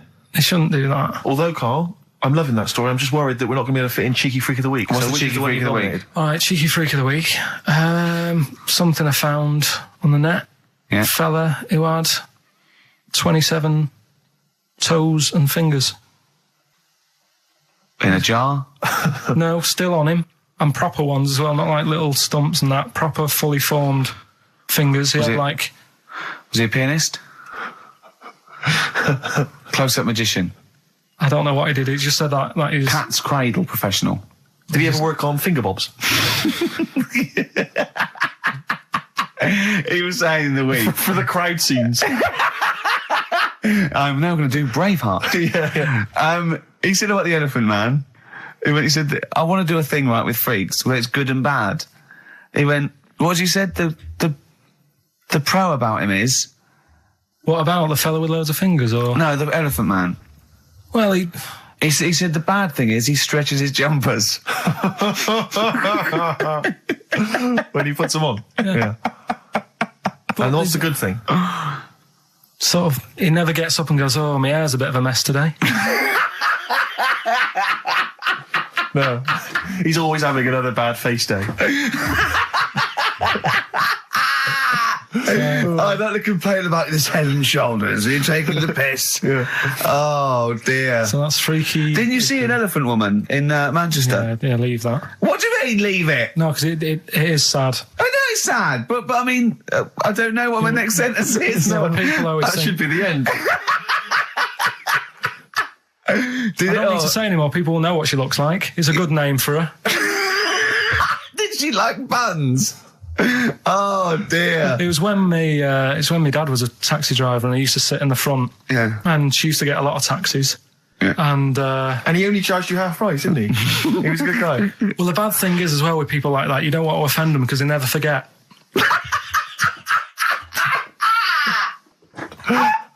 Oh, go! But, go, Pilkington. I was sat in the front of the cab and my dad goes, right, we're going to go and pick the I can't even tell you the name. He's oh, it's just evil. Right? What do you mean? No, leave it. So she's got... No, No, Karl, please. tell me what he said. No. You've already stitched him up. He's Stephen things from Little Welsh I don't Fellas. care. Right, what did he call her? Steve, back me up on this. I really Karl, don't want to be to. fair, our opinion of him is already pretty low. Look, tell me what he said. No, it's not. I'm scared of what my dad gets. It's the person who's got the She's thing not wrong. listening, is she? Well, her headphones wouldn't fit on her head. Tell me what he called her. I don't want to. Tell me what he called her, Karl. I'm getting angry, man. Tell me what he called her. No, I'll leave that. Honestly, Tell me what he... It doesn't matter. Tell me what he called her. Karl, just... I'm going to go... Seriously, I want to know what he called her. Right, you're not going to stop this show. We're not doing the next show until you tell me what he called her. What did your father call the elephant head woman? Tell me. Spudhead. How old were you? I don't know, about 9. So did you expect to see a potato with a dress? He did sort of, again, it's a good name. Do you know what I mean? I had an idea of what it was going to be about, and he said, do you want to stay in the car, take you home, because you She's can't... spudhead, she got lovely eyes. Can't. Come on, man. Which is the earing? Because isn't it like one ear is for gay people and one is for straight people? Is that just a myth, or I don't know. It might was be something to do with which ear you had it in? Yeah, there probably was sort of like signs for that. Yeah, it's like when you're growing up, I had loads. Like right, a white polo neck, right, and a ring on your little finger. That means you're gay. Yeah. Yeah, like you can see him coming. He's just consulting your little chart. Exactly. Hang on a minute. Hold on. One polo neck. Yeah. Those are the earrings in the left ear. Hang on. I don't know where I am. Wasn't there that thing that's the famous cover of Born Bruce to Run? Springsteen. Yeah. Where you didn't know the handkerchief. Yeah, it was There's handkerchief in the right hand pocket. dominant and was I don't know. But where is this information? I wouldn't have known that. I might have gone around, with if it was hot weather, something to mop my brow. I wouldn't have known that. What can't the gay people kind of notify us? Can't we have some kind of website or something? Do you still go to that pub with all those sort of like butch blokes Lovely guys. with the moustaches and leather caps, great guys. A lot of them are firemen, a lot of them are like traffic cops. Great people. You know what I mean? Fascinating You know people. you're safe in there. Yeah, it also there's no women to. No. It's like you're just having a great time with the lads. And there's nothing. It's just brilliant. playing pool, stripped to your waist. Yeah, I know, yeah. I can talk. Oh, my back's to it. So, now coming up the verve, after that, an amusing link about gay handkerchiefs. Oh, really? I'm looking forward to this. I've got that feature Educating Ricky, which is a bit of a play on words as well. Right? Do you know the film, Steve? Educating Rita. Yeah. I see what you've done. Go on. I'm doing that, and I teach Ricky stuff. What do you teach me, Karl? Well, I've got a few different topics. Go on. Do you know, like how you taught me about Hitler and Che Guevara and Winston Churchill? Mm-hmm. I'm going to come in with topics every week, and this week I've got Ghosts. No, hanging bacon is one of the topics. Say that again? Hanging bacon. Hanging bacon. All the titles. Francis Bacon. No, all the titles are sort of named to sort of tease you and get you more interested in it. Hanging bacon. Well, you've certainly intrigued. Go on, what's another title one? Hairy Chinese kid. I'm going to go for that one. If there was a university degree with that title... Yeah, no, I'm going to go for Hairy Chinese Kid, I think. The final one, Yeah. Alien gives man a beard. Right. Alien gives man a beard. I am going to burst. Right, listen, Carl, you've got to tell me. Right, first, right, let's do it in reverse. No, we're not going to do it now anyway. What do you mean? We've got to do it now. I mean, this is the first interesting thing you've said in an hour. Okay, the listeners have just been subjected to rubbish and mistakes and everything for the last 6 months. Please, we've got to do Alien Gives Man a Beard. What is that? Tell us that. Right. Sorry, this is just you telling me something, is it? This feature is you telling me something. I'm teaching you something. Educating Ricky. So are we playing it now? We're already into this feature. Well into this feature, are we? Yeah, I suppose we are, yeah. Should there not be a jingle or something? Yeah, can we have a There's jingle? no point, because look, I come up with ideas and you dismiss them straight away, so I'm not wasting my time making stuff. Right. If you don't like well, okay, it. let's play Educating Ricky. Right. Brilliant. Go. Right. So- Ding-a-ling-a-ling-a-ling-a-ling. Educating Ricky. Right, what are we going for then? Hanging the bacon, Hairy Chinese kid, Alien Gives Man a Beard. I think Alien Gives Man a beard. I'd like to do that. Right, there's this fellow, I think it happened in America, and he saw a bright light in the sky. And Carl, if you're bored. he stood there. This is a true story, is it? Yeah. He stood there, Yes, of course it isn't, Steve. and he saw this bright light, and it came closer and closer, and it was a UFO, right? Yep. And he looked at it, and it disappeared, right? And he gets back in his car, He looks in the mirror. and he looks in the mirror. Yep. I'm Ricky Gervais. With me, Steve Merchant. Hello Steve, there, how's it going? lovely to Good be day. here, yeah. Carl Pilkington there, pressing the buttons. Great to be here. Yeah. How long can you maintain it? How long I'm can you bored keep already. this- Yeah, already bored of doing that. Bored already. Every week you start it the same way. Yeah. That was not bad though. You actually grammatically made sense, which is Really? impressive. Yeah. Thanks very much. A rare treat indeed from Yeah. Ricky Gervais. Some of the listeners have already worked out. Got nothing to say at all. Sure. Haven't prepared again. No. We did come in half hour early to prepare, but instead me and Karl were playing. You had to flick the football into the bin. Right. We had 5 goes each, or the world was going to end. Okay. And that took up. That took up a good 25 minutes. Yeah, I liked it when we came back, and then we started just trying to beat each other in the corridor, and I beat him. I scored a goal. He was gutted because he thought he fancied himself at football, and I beat him. And I was knackered and sweating. Yeah. As I walked back to you about 5 minutes ago, you were looking at the records. You went, and this was lovely, you went, well, we've done the preparation then. Yeah. Like a sarcastic teacher. Yeah, like a teenager, like an annoyed teenager whose parents have embarrassed him once again. And you beat Karl, did you? Yeah. Because you're not. Yeah. I mean, you're not particularly. I'm not good at football, Well, you're no. not particularly nimble on your feet.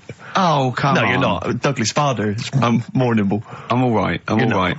But Carl's sort of, I think he's got more skills than me, but he hasn't got the aggression and the weight. Yeah. So I just pushed him aside. Yeah, good work. Yeah. Good work. I'm going on holiday. Are you? Yeah, I'm not here next week. What are you going to do, Karl? Are you going to do the best of or something next week, aren't you? Yeah, that's what we've got to sort out. Well, I can't sort it out. I've got to go to the airport No, after. straight after the show you've got to do some links. No, so- I'm not doing any links. I said I wouldn't, so... That's what we planned. No, we didn't. I said I'd do some during the show, and then you I could... thought you were joking. I honestly can't do it today, so we do some during the show. What are you going to do? Just put the shows that we've done in this year? Sorry, guys. I hate to interrupt. This is the sort of stuff we should have been discussing when you were playing football. I know. Play record. What are you going to play? Let's have a bit of Foo Fighters. Okay. Let's just discuss this off there. Okay. 104.9 XFM. You alright? This is Karl, producer of Ricky Gervais and Steve Merchant. They're not about today. Ricky's on holiday. Steve couldn't be bothered. So I'm left here with all the DATs. That's a digital audio tape of all the shows they've done since they've been here over the last, I don't know, year and a half or something. So we'll play you some of the best bits. Alright, so here's the first bit. I just wish we could maybe tape the bits we're not on air, just because that's when Karl comes into his own. Yeah. He just said to me, I don't know what I was doing. I was sort of like pottering around, dancing around, doing something annoying probably. And he just looked at me. I don't know. And he was looking at me, and I looked back, and he went, "Have you ever used a Y-front properly?" Genius. It's a great question because the answer is definitely no. Definitely no. Does anyone use their Y-front properly? And by that I mean get your winky out of the little sort of slot provided, as opposed to like put it to one side or pull them down or whatever. Has anyone used a Y-front properly? I don't think I've ever done it. I don't think I've ever done it. I've never seen anyone in a toilet doing it, Rick. You should be looking. I wish I hadn't said that. I caught ya. Really? Yeah. That's actually how you prove people are gay. Yeah. Get them into this conversation. Yeah. Yeah, it's a trap. Yeah, it's a trap. It was the trap. Yeah. I'm not gay, by the way. Yeah. You didn't prove I was gay. I double bluffed you. Because I knew the old gay trick. I thought it was the old gay lord say no thing. That is another method. Yeah, there's innumerable methods of doing it. That's how Oscar Wilde was caught. Yeah. Yeah. What happened there? Well, the judge went to him. Did you see that film last night? Gay Lord Say No, and he went no, and they went take him away. Yeah. Take him down to the cells. Yeah, take him to Reading. It is true. Well, it originated in America. Yeah. So many of these things do. It's a brilliant point, Karl. I'd like to hear from anyone listening who's, and I mean, well, they'll just lie, wouldn't they, I suppose? Yeah. I don't even use sort of flies. No? Usually. I sort of pull my Y-front, my sort of tracksuit. That's why I wear sort of like elasticated waistbands all the time. Exactly. Just sort Speed. of like... Yeah. You got to get in there with the minimum of effort. Yeah, and out. Sure. Often I won't shake. No, oh no. To my detriment, because it often leaks out a little bit later, doesn't it? Ever been out on a date with a girl where it's just trickled down your leg and you wish it hadn't, and you're thinking, what if she gets my trousers off later? She might smell or see it. What? What? I don't know. I don't know what I said there. Right. Feeder, come back around on XFM 104.9. You're listening to Ricky Gervais. Yeah, I'm with him as well, Steve Merchant. I was thinking of dropping that. What? Thinking of dropping that, just going, because it's just too, that's all that. I'm Ricky Gervais, with me Stephen Merchant and Karl Pilkington too. I mean, get to the music, so it's, hi, I'm Ricky Gervais, this is XFM. Sure. Here's Radiohead. Yeah. Something like that, come out, that was Radio at XFM, I'm Ricky Gervais. Tony Blair, what's he all about? Yeah. That sort of, Snappier. fast, because I quite, on a serious note, and you've always been saying it, I listened to an old show, because when Karl was compiling those things, I listened to an old show, and I listened to me, and I'm really concentrating now because I sounded like the most inarticulate, brain-damaged older drunk I have ever heard given a show. Yeah. I mean, I was shocked. Not finishing sentences, leaving out words, slurring, just doing noises that you understand because you know me. Yeah. So I'm really going to make an effort for the listener. Yeah, it's not going to happen, is it? You're going to give up after about 3 But I thought records. you were joking. And I thought it was like, oh, he's taking it there. Did it then, you see? Again, I don't quite know what that sentence meant. No, but... Well, of course, I've got also your body language and your facial gestures, but obviously the listeners have got nothing else. They've just got the voice. They've just got the voice for it. That's all they've got. That's all they can rely on. Yeah. And when Karl Pilkington is the man holding the show together... When he's the that's most quite damning. articulate. Exactly. Exactly. How did I come across? You came across as lovely. I mean, I did an interview yesterday, right? And I was trying to describe you to this journalist, and I was going, it's like a cat can talk. Because the things you say, I just want to know what your world is. You know when a cat comes in, you go, where have you been? And it looks as you're like, you know, it can nearly understand you. And you're like, I wonder, I'd love to know what that cat thinks. And with you, it's almost like we've got one. Yeah. Yeah. Did you like that? You can also lick your own testicles, I think, can't you? So, yeah. Did you play the Doves? And Envy on XFM 104.9. I'm Ricky Gervais, with me Steve Merchant. Absolutely, yeah, hello. That clang you heard there isn't Karl. No. Karl's away. It's Sturgis. Claire Sturgis is here. Yeah. You'll know her from the Claire Sturgis show, but we know her from our early days on XFM, and, you know, we're good friends. It's sort of like old times, isn't it? And Karl is had a little surprise birthday present. What's the story with this, Claire? Because I don't know about this. Do you know, I came in on Monday expecting to see his little smiley face, as usual, and it's always not here. What do you mean? So, apparently his girlfriend had surprised him and dragged him off to the Caribbean for a week. Wow. No, Canaries, isn't it? Oh, I mean, I don't know. He likes the Caribbean. He likes the crabs. Yes. Yeah. I thought he was bored of the Caribbean. I thought he didn't enjoy it last time. No, he loved it, didn't he? No, I don't think he did enjoy the crabs. Tunisia he didn't like. Right. He's been travelling, hasn't he? I know, yeah. He gets about. He didn't like Tunisia because there's flies the size of matchboxes. Of course. And, and midgets in the kitchen. No, there's nothing wrong with that. Yeah. midges or midgets?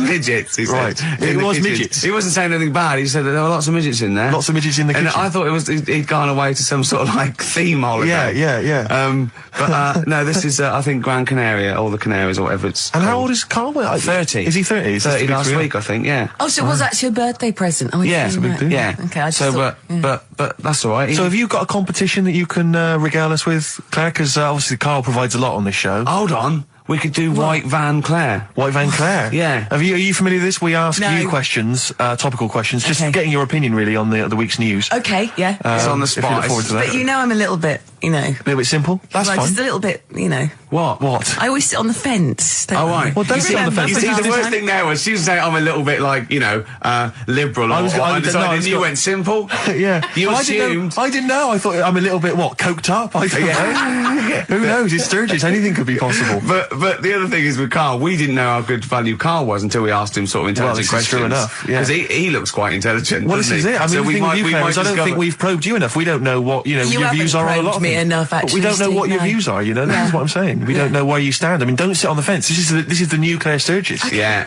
All right, we're Yeah, going to delve deep, dynamic. find a personality in there, Claire. Let's go back All to right. the old days.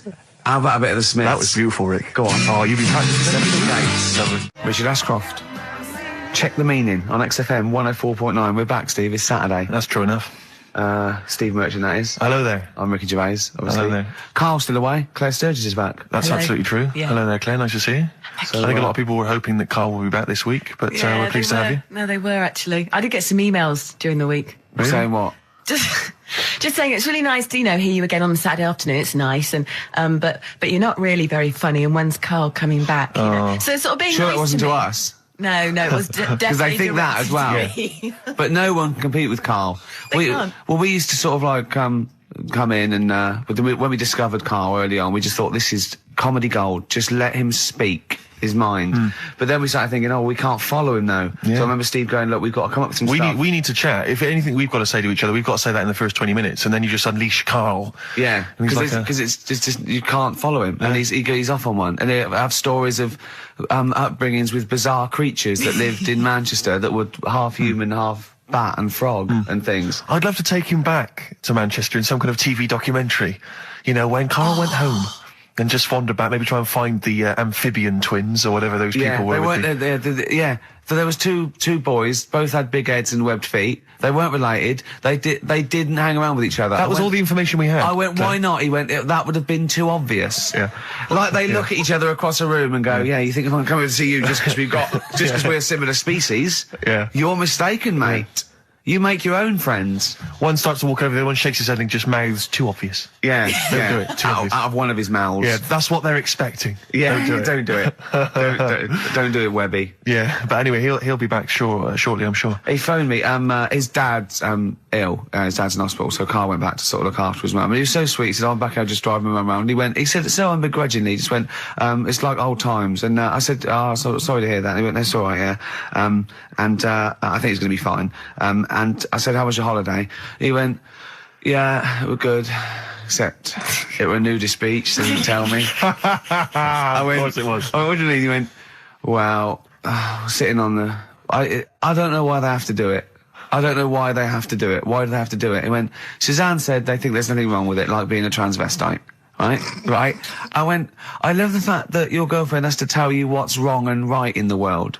And he went, "Well, we're walking along the beach, fella coming towards us with knob out." I went, "Oh, what's going on here?" Right? And he said, and because it wasn't all nude, he's walking round, he's stark naked, and he wants the freedom of that, but he's got a big rucksack on his back with his clothes on, so he has to get changed. He went, "So what's the point in that?" Right? And I went, "He should just carry the book." He went, "What, and covered it up?" When he went, "Oh yeah, good idea." See? He went, "But I wasn't happy." He says, and that was the first day, so we didn't go there again. I can just imagine his little face. Yeah, just going, "All right, Gobsmacked. That's out, Yeah. that's out. What's that doing out? Why has he got his out?" I imagine Karl sort of dressed in a suit, in a sort of safari suit, done right up with a cravat. I'm not undressing. I don't want people seeing the flesh. That's for you, love, and no one else. But I love the fact that it's good when he goes, "Karl, they don't think there's anything wrong with it. They're just happy that way." and he in his own mind just goes, "Like being a transvestite." He knows there's nothing wrong with that. I'm always a little bit suspect about people who like walking around nude. I all think the you meant time. transvestite. transvestites? No, nudists. What? Hold on. Can you Well, if you wanna get can me you be a started on naked transvestite? What are you then? Yeah, I suppose you're a... When Eddie Izzard's naked, is he a naked transvestite? That's an 'Cause the interesting clue is- metaphysical question. Yeah. Yeah. On XFM 104.9. If you know the answer to that metaphysical question, or indeed any of the famous ones, if a tree falls in a forest and no one hears it, has it fallen over? Any of those? Excellent. Any of That's those. brilliant. Yeah, if you leave the room, Rick, what's the does sound? it get quieter? Yeah, what's the sound of one leg hopping? Exactly.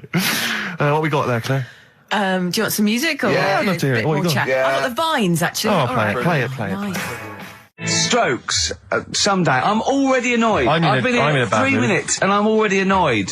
Yeah. I'll bring back Claire, I'll tell you. No, it's not his fault. It's It the whole is. place. The library's shite. I tried to get. Oh God! I had to go Chill, to Capital chill. Library. Chill. Fancy that. I had to go to Capital Library to get a couple of records I wanted. Right, place is falling apart. The email's not working. It's so shoddy. He's had 2 weeks off. I'm on holiday. I mean, they might as well bulldoze this, honestly, because for all the, It is ludicrous. and we get paid peanuts. You get paid, do you? Oh, and it really annoys me to have to fight. Oh, anyway.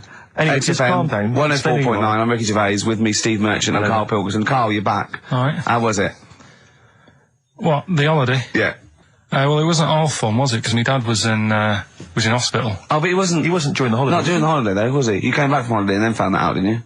Yeah, but it happened when I was on holiday. Did you know that, though, when you're on holiday? No, because I didn't take my phone with me. Basement Jacks. Right, okay, let's get this Have right. we knocked this on the head then? Is this not happening? Oh, here he is. Look. Here he is.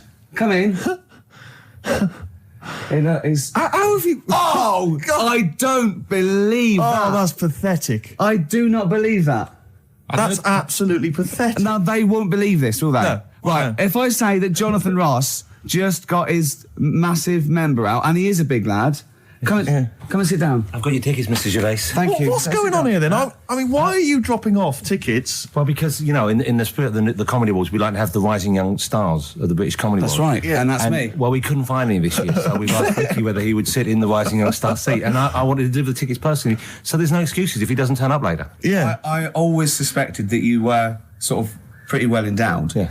And now we've seen. It's on webcam. That was just one of my cocks.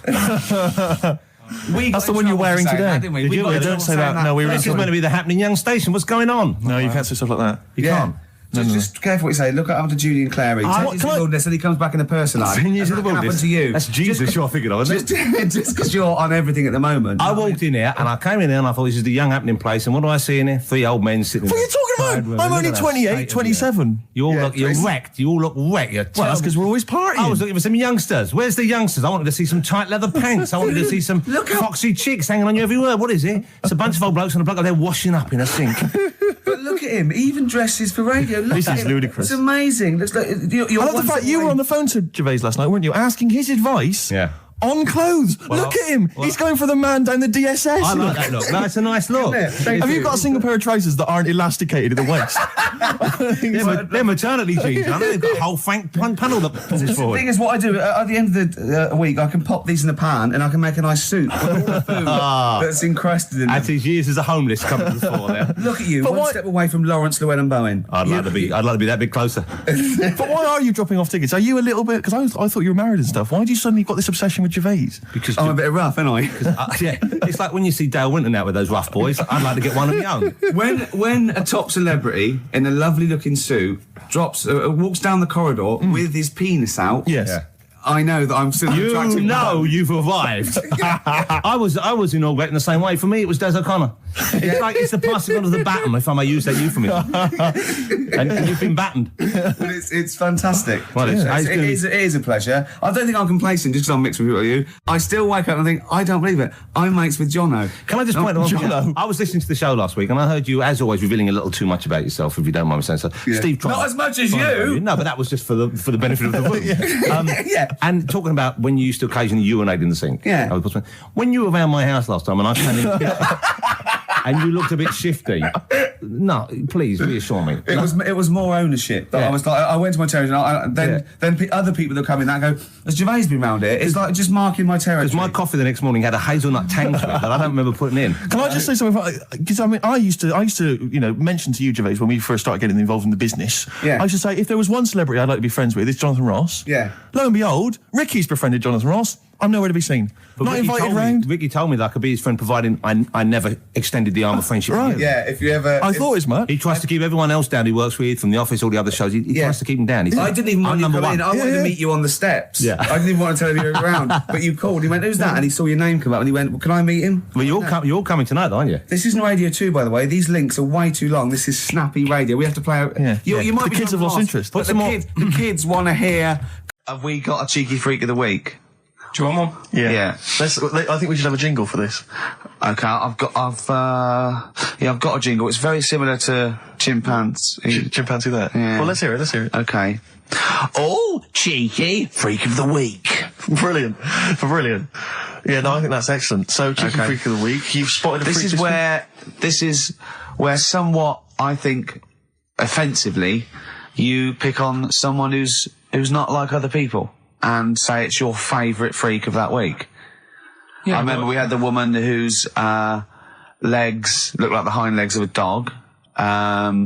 We've had the little fella with the aging disease with a little head playing the piano. That was your favourite. I think that's your probably freak of the year, isn't it? It's a pretty good one. So what's this? Is it a man with a horrendous injury, or is it a congenital birth defect, or what? Yeah, but you put it like that, and now it sounds like I'm being tight. Sounds like I'm being out of order. But I'm just giving him a mention.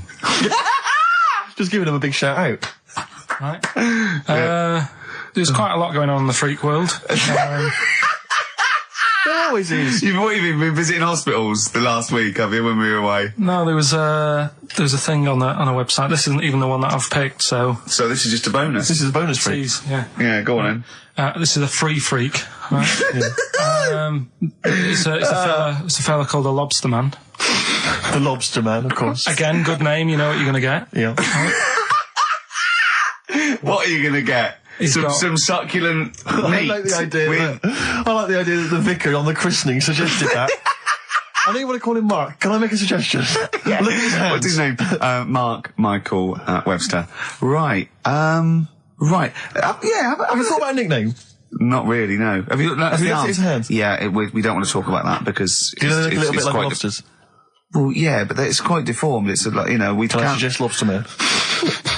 That's terrible, Vicar. That is terrible, Vicar. Pinchy. Go on then. We're gonna see. This is what the sort of feature you come up with, Karl. So Lobster Man. There's probably people listening now with, lobster feet. Right. Lobster hands. So, Squid Boy. So Lobster Man, what does Lobster Man do? Does he fight crime? Not that much. Okay. Apparently he got into a bit of trouble. He was in a restaurant, and this was years ago, by the way. And someone picked him to eat him. No, so apparently the waiter said, "Oh, you shouldn't be sat here. You should be in my pan." Or something. Oh dear. And they had a fight, got out of hand. Yeah. Got out of claw. And yeah. So that was. What do you mean they had a fight? What did he do? A waiter took the mickey out of someone with. No. No, can I just make clear? I'm assuming his hands look a bit like those of a lobster. Yeah. Yeah, well, it's fused, so it's just like two big fingers. They're fused, I assume, probably in the womb, and they're just like, instead of like having five digits, they're fused in it. But he can pick stuff up, can't he? Yeah. What does he pick up? He mainly eats crabs and jellyfish, doesn't he? Yeah. Yeah. So he was having a fight with the waiter. He snipped off his nose. Right, so anyway, he just held on to the waiter's bib. Yeah, and the exactly, waiter was screaming, "Go and get him off me." Yeah. So anyway, does he eat other lobsters? Do you think he would eat lobster, or is it kind of? Would he feel bad about eating lobster? Right. The little cheek of the freak that we've gone for anyway. The what? The little freak of the week, cheeky freak of the week. We've gone for this Siamese lad. Okay. Right. Happened back in. You can't have a Siamese lad, can you? All right. Yeah. This Siamese twins. Happened back in 1693. Oh, he's got a date. Blimey, that's the first time ever. Yeah. And all it was, he was doing all right for himself. He used to go on those circus things he used to do. They're two people you're talking about, Karl. So we're going to him. All right then. All right. They? They did this circus show, right? Yeah. And everything's going well. They're selling out the tents and stuff. People coming to see them. Yeah. He was doing all right for himself. Yeah. Right. Sorry, before I said that, did you think a Siamese twin was a man with two heads? Well, it can be, can't it? It depends. There's two people. They're conjoined. No. But it depends, doesn't it? The one that I shown you in that book that time was a fellow with two heads. No, it wasn't. That was a stupid picture in one of your stupid books that he had a growth that looked a little bit like it had a face on it. It wasn't a man with two heads. You're the same sort of people who send potato chips to restaurants and say, "Doesn't it look like Norman Cook?" Yeah. It's not two heads. We'll bin this feature. No. No, they're two people. They're two people.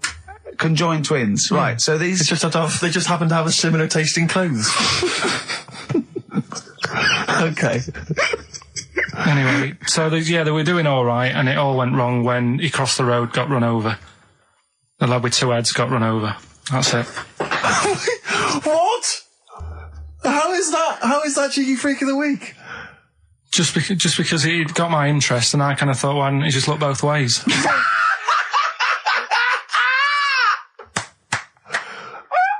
I'm intrigued to know why wasn't he looking both ways?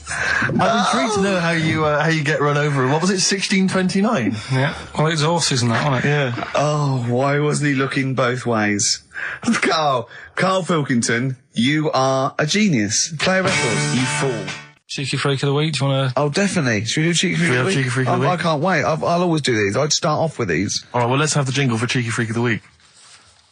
Oh, no. Do you remember it? No. I remember it. Oh, Cheeky Freak of the Week. Brilliant. Something like that? I want some more, though, because that was slightly half-high. Oh, Cheeky Freak of the Week. Excellent. Right. This, we're going back again. Yeah, 17th century? Well, it was 1829, right? Oh. I'm impressed. Yeah. Now, the problem is with Cheeky Freak of the Week... not so much the week, is it, if you're going back to 1829? Well... Not even of the century. You haven't even done Cheeky Freak of the century. There's... What's the problem with Cheeky Freak of the Week? Just because... Other than the sort of moral implications.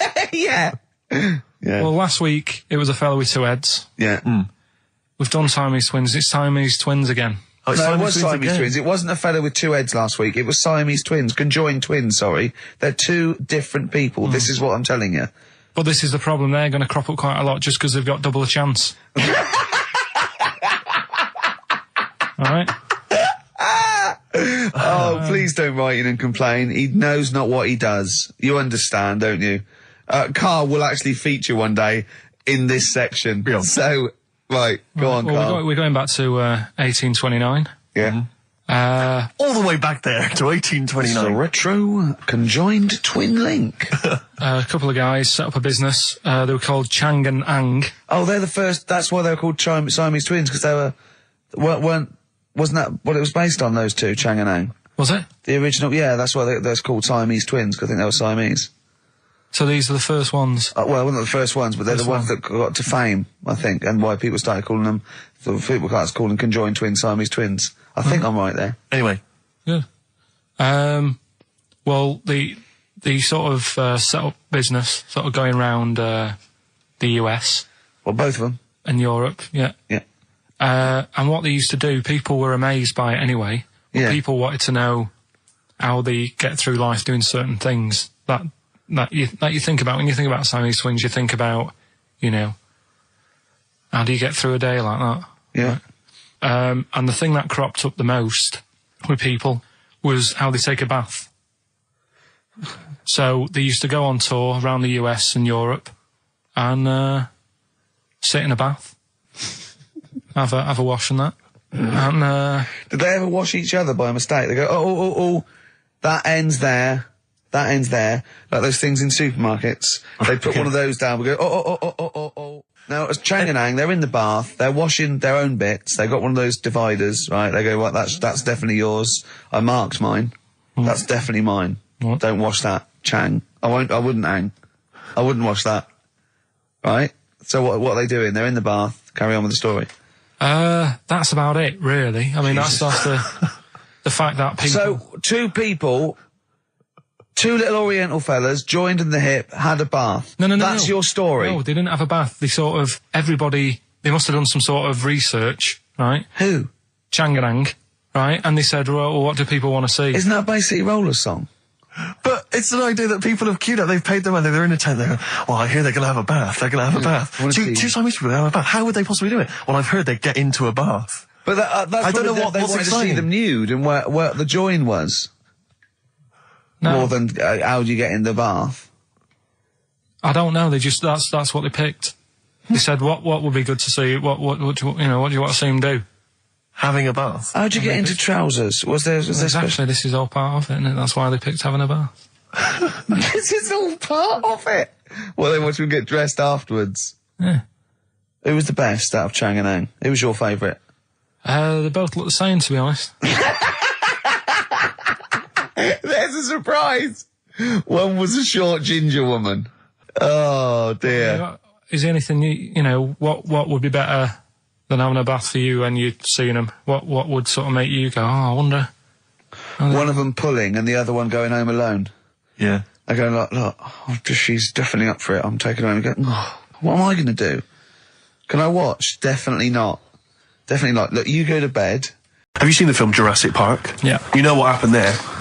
Well, according to the Sun here, it says scientists are planning to clone mammoths for a theme park. Look at his face. Look at that. He looks like a dog caught in the headlights of a car. He's terrified. I love Karl. He sprung to attention Karl. there. Is that the best news you could have? Man moths.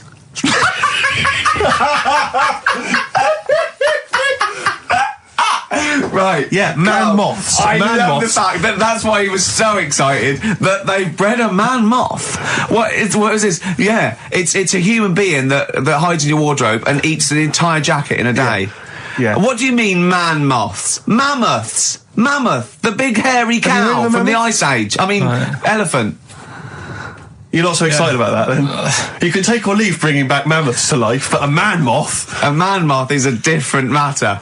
Oh, if we'd have never brought that up, he'd have gone and told someone now. Yeah. You know, they've bred an half man, half moth. This and is that's what we this is how mean. things start. This is what we mean when you hear don't- these ghost Are you stories. slightly deaf? Is that it? When you hear these stories, you're slightly deaf. And his head was in the basket, and he went, count how many times I blink.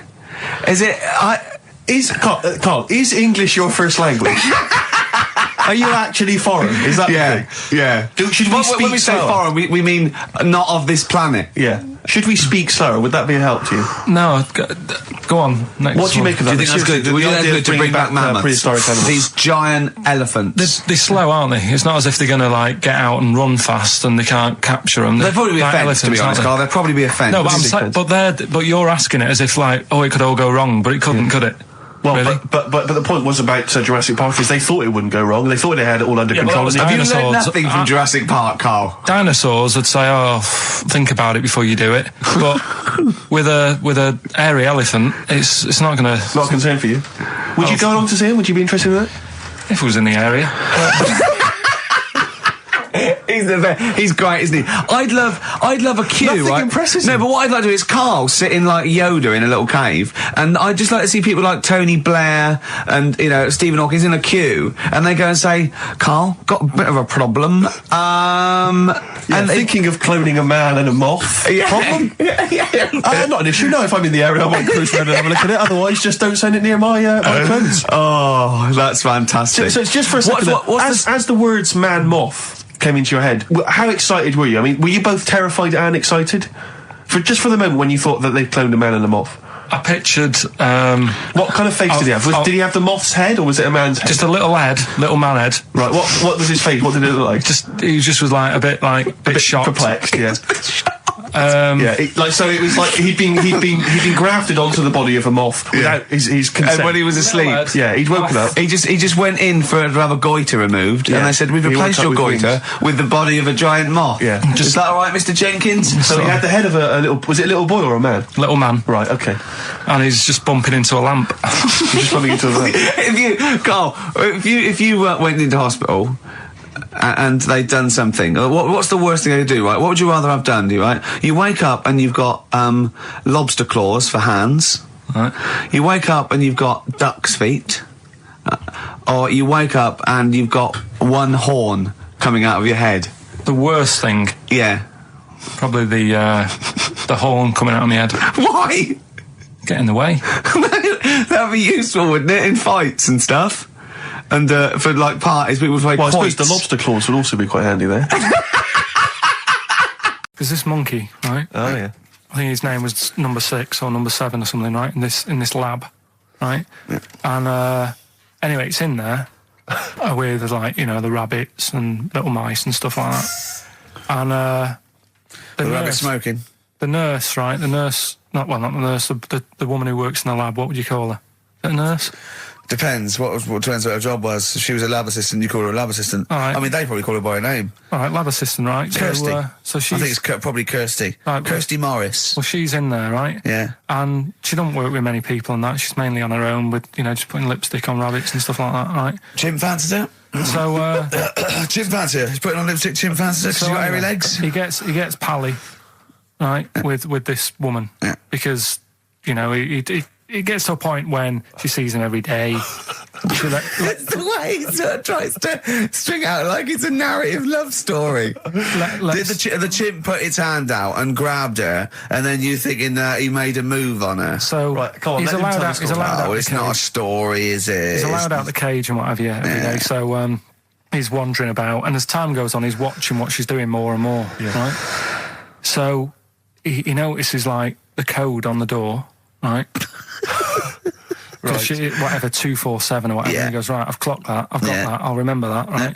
And then he goes, right, there's a lot of Definitely not. lipstick and that knocking about, a lot of makeup. Right, okay. No, there's no way. Finish. No, because So- Steve, you know what's going to Let him happen. finish. I know what's going to happen. So he's there. It's ridiculous. And he's going, well, if it's there, you know what I mean? So while she's messing about with the rabbit, he gets there, he's in front of the mirror, putting a little bit of lippy on. Right? You are no! I can't. It's gone too far. little bit of, No, it's gone too far, Steve. Right, Your mic's off, Rick. He's finishing Right, the story. so- Turn mine off as well. It's gone too far. Turn him off. Just let him finish. Right, so the thing is, right, it's this monkey wandering about.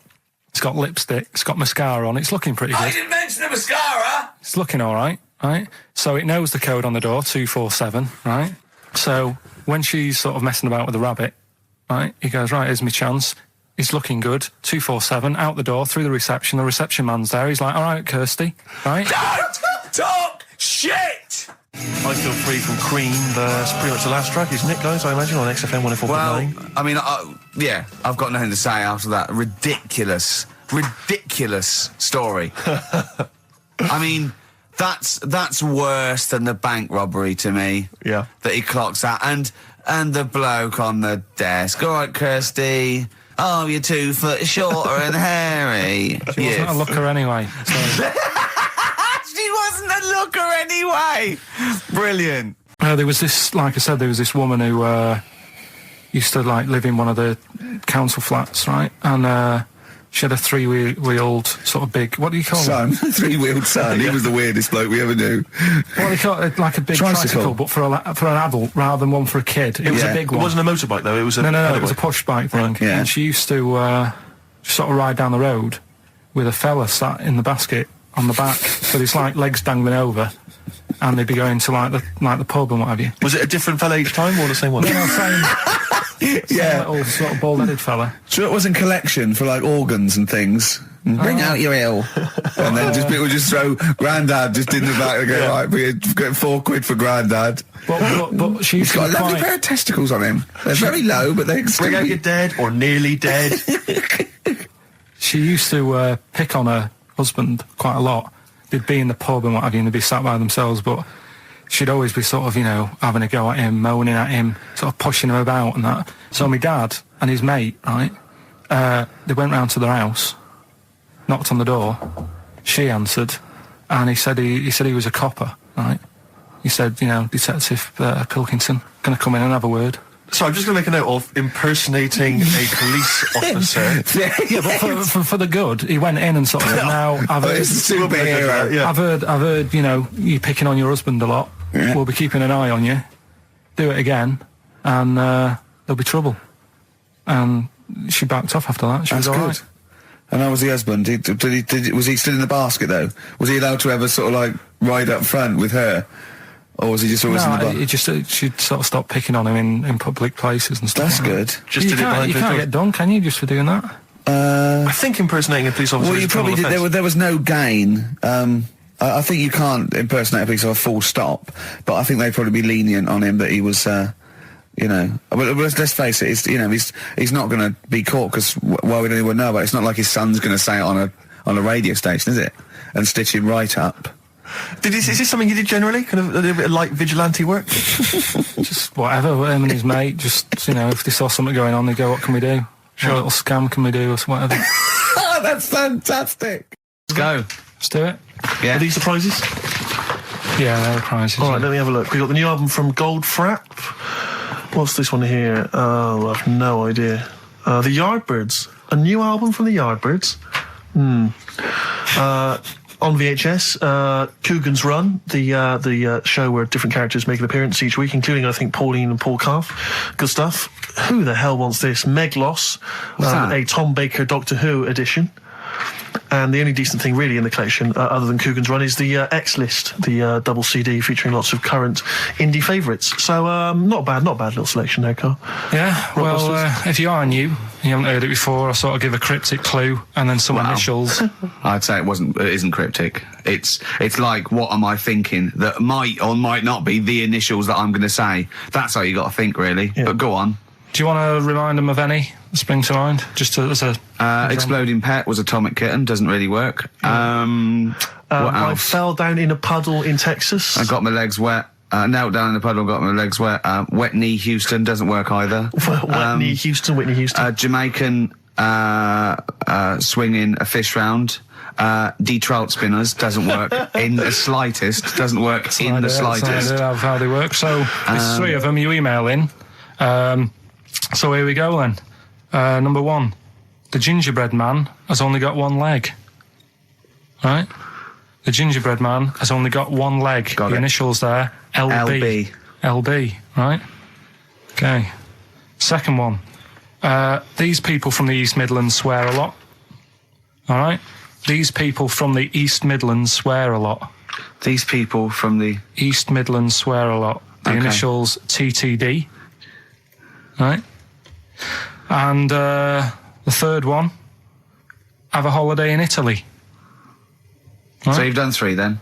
TB is the initials on that one. So quickly again, the first one, gingerbread man's only I've got that one as well. I've got that one. I got two. These people from the East Midlands swear a lot. TTD.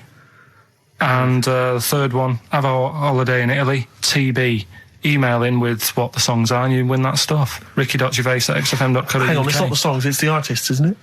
Yeah, just oh yeah, like he said that. Yeah. Okay, fine. Email only, please. ricky.gervais@xfm.co.uk. So we got that going. Yeah, looking forward to the answers on that. Bit of feeder would be good, wouldn't it? All right. I love this. Forget about tomorrow. Feeder on XFM 104.9. We've had a response from Dickie Anderson. Dickie Anderson, our #1 fan, although not a man who's, he's not afraid to criticise constructively. Yeah. And he's simply emailed in, surely your show is bad enough without bringing back Rockbusters.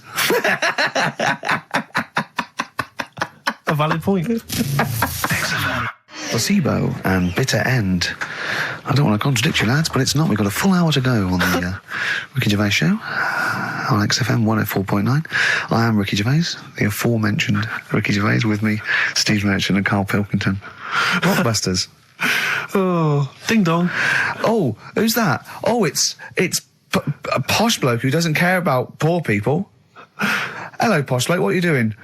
I'm in my Rolls Royce and I don't like the homeless. Oh, posh bloke, don't be a... You want to do that? Satire. That is satire. Yeah. There's nothing like it. It's political as well. I'm getting in there's so many. Don't even begin to show off. I was showing that some foreigners are funny. I got in the fact that, like, if you notice that Chinese people wear different hats to us. Yes. So that's political in a sense. Yeah. So, the weird thing is, Steve, right, that is like what I imagine Ricky's house being like when people are ringing the bell. Because they're all so different. It's got a little... He's obsessed with all my friends being slightly different to each other. I've never understood it. He goes, there's no thread. There's no thread to them. All my mates have got a thread running through them. I was literally, after they walk out of home. Yeah. But what do you mean my friend's all different? Well, that could be. It wouldn't surprise me if I was round there and the bell went, and I said, "Do you want me to get it?" And he said, "Yeah." And I opened it, and it's What, holy fuck? holy, yeah, he's at the door, right? And then I'd say he's busy. Close the door, bell would go again. Then you got the little gay fella, David Gray. yeah. And then, do you know what I mean? Yeah. Not really, no. Because he's met some of my friends and he looks at them in a weird way. I mean, some of them are weird, but he's just. Oh, the other night, right? He's got a thing about Robin, my mate Robin, right? He was a lovely bloke, right? He's going, I can't be handling him. He talks too much. Robin sort of goes, and he talks really fast, and he's sort of riffing all the time and that, and because it does me head in. Why is he talking like that? And I said, Karl going for a drink. He went, Robin's not going to be there, is he? I went, no. And I was there with Johnny, and I'd set him up. I knew Robin was going to be there. Robin comes in, sits down and goes, hi. I go, all right. Karl goes, I'm going. And Robin sort of looks at him. I went, oh, don't be stupid. He went, no. And this is in front of Robin, who's confused. Karl goes, points at him, he goes, I said, was he going to be here? I don't like him. And Robin just... it was unbelievable. It was unbelievable. Appalling. It was unbelievable, Steve. And Robin sort of looked like really genuinely sort of upset. He goes, well, shall I go? I went, no, don't. And Johnny went, oh, Karl, he's a lovely bloke, right? And Karl went, well, no, I'm less annoyed at Robin now, who's done nothing No, of course. than you. And I went, look, just have a chat. He goes, no, it's not worth it. And Robin was going, right. I go, Robin, stay. He went, no. And I made him stay. And in the end, they were getting on, weren't you? Well, yeah, in the end. I can't believe, what were you thinking, Karl? What kind of a despicable man are you? That's why am I of the all bad the one? things you've done, Hang on a that minute. is terrible. Why am I the bad one when it's Ricky's fault that we were both there anyway? We all understand But it's the a public rule place. is you don't say to someone in front of them, I don't like this person, I'm shooting off. I don't think I said it like that. You did. You I said, wouldn't be surprised, exactly like that. Yeah, and he was like genuinely confused, and he was sort of like sitting there thinking, "Oh, do I have to take this? What have I done?" And he was upset anyway. He just done a show that didn't. You are one of those typical Mancs who are arrogant and they swagger around the place like, I don't need anyone. And I'll tell you this, if you ever lose Suzanne, you are going to be one lonely man, I'll tell you, because you make no effort to maintain your friendships. You say these sort of things that he's saying to you about Liverpudlians, and I'll tell you what, I've never met a Liverpudlian as rude as you. You're like the Oasis brothers, Larry, loud, rude. No, but I said no. Robin's all right. I had a chat with him. He was a bit quieter the other night. He was fed up. I said if he's fed up all the time, I'd be happy. I said He's fed up because you've just insulted him. And he said he was all right. He didn't talk much. I said when he was upset because he'd been in the show and he said, well, tell me next time when his family dies, we'll have another drink. I don't know what you're like, Karl. I don't know what you're like, mate. You are I just think you're. The more I get to know you, You're the more not a I good hate mate you. with him. You would like taking the fun out of his little thumbs that he's got. Yeah, but that's my squeezing his head to you, isn't it? I've got different mates with different parts of the body. Yeah. I like to squeeze your head. I like to look at his thumbs and that. It's weird, because I was thinking of doing a bit of educating Ricky. Yeah. Right, I'm always looking for stuff, learning stuff as well as doing the other job and that. Yeah. And when we went out with Robin, and what does this mean to anyone? Yeah. I'm just having a conversation about people they don't know. Go on. Well, it's enough, innit? His name's Robin. He's got really small thumbs, right? He looks a bit like Millhouse, doesn't he? That sums it up. He's like Elephant Man. You know what you get in there, right? Robin, he's got little thumbs, right? So I wonder if he's listening. I wanted to do some research, and I thought, I wonder if there's anything on small thumbs, right? I found something. Do you know the saying, rule of thumb? Oh, is it an inch? Well, do you know what the saying means? Is it hitting your wife with a stick? Yeah, Okay, apparently. come on, explain. Well, rule of thumb, you know what that saying means if someone says... Kind of, yeah. Well, it just means... a rule of thumb, usually, a general rule. Yeah, exactly, yeah. Right? Well, where it actually came from is years ago, husbands weren't allowed to sort of clout the wife with anything. What was it like in the past? I know, yeah. You couldn't clout your missus. With anything wider than your thumb. The stick had to be the same, no bigger than your thumb. Oh, no, So I was a thinking bit- so a big Robin bloke- could do no damage if he went out with anyone. Yeah, although his is wide, he's got a little thumb like a little knob, isn't it? It's like it's truncated, because it starts off normal. It looks like he's had his big toes put on his hands. Does he have to drink a pint with two hands? Yeah, yeah. And he's dropping stuff all the time. Can I just go back to the rule of thumb thing, though? The idea, what date was this? I'm not asking Karl, I'm looking at Ricky, because you're not going to have any idea, Karl. It's just going to be the past. Yeah. But I like the idea that... I think it's the same sort of day where, I don't know, you got hung for being homosexual and you could shoot a Welshman. I just love the idea that there's blokes beating their wives with shovels, logs of wood, and someone's gone, hang on a minute, everyone, Hold on, this is wait crazy. a minute. Let's have a look at your thumbs. What can we do? Wait a minute. We've got to have some kind of rule here.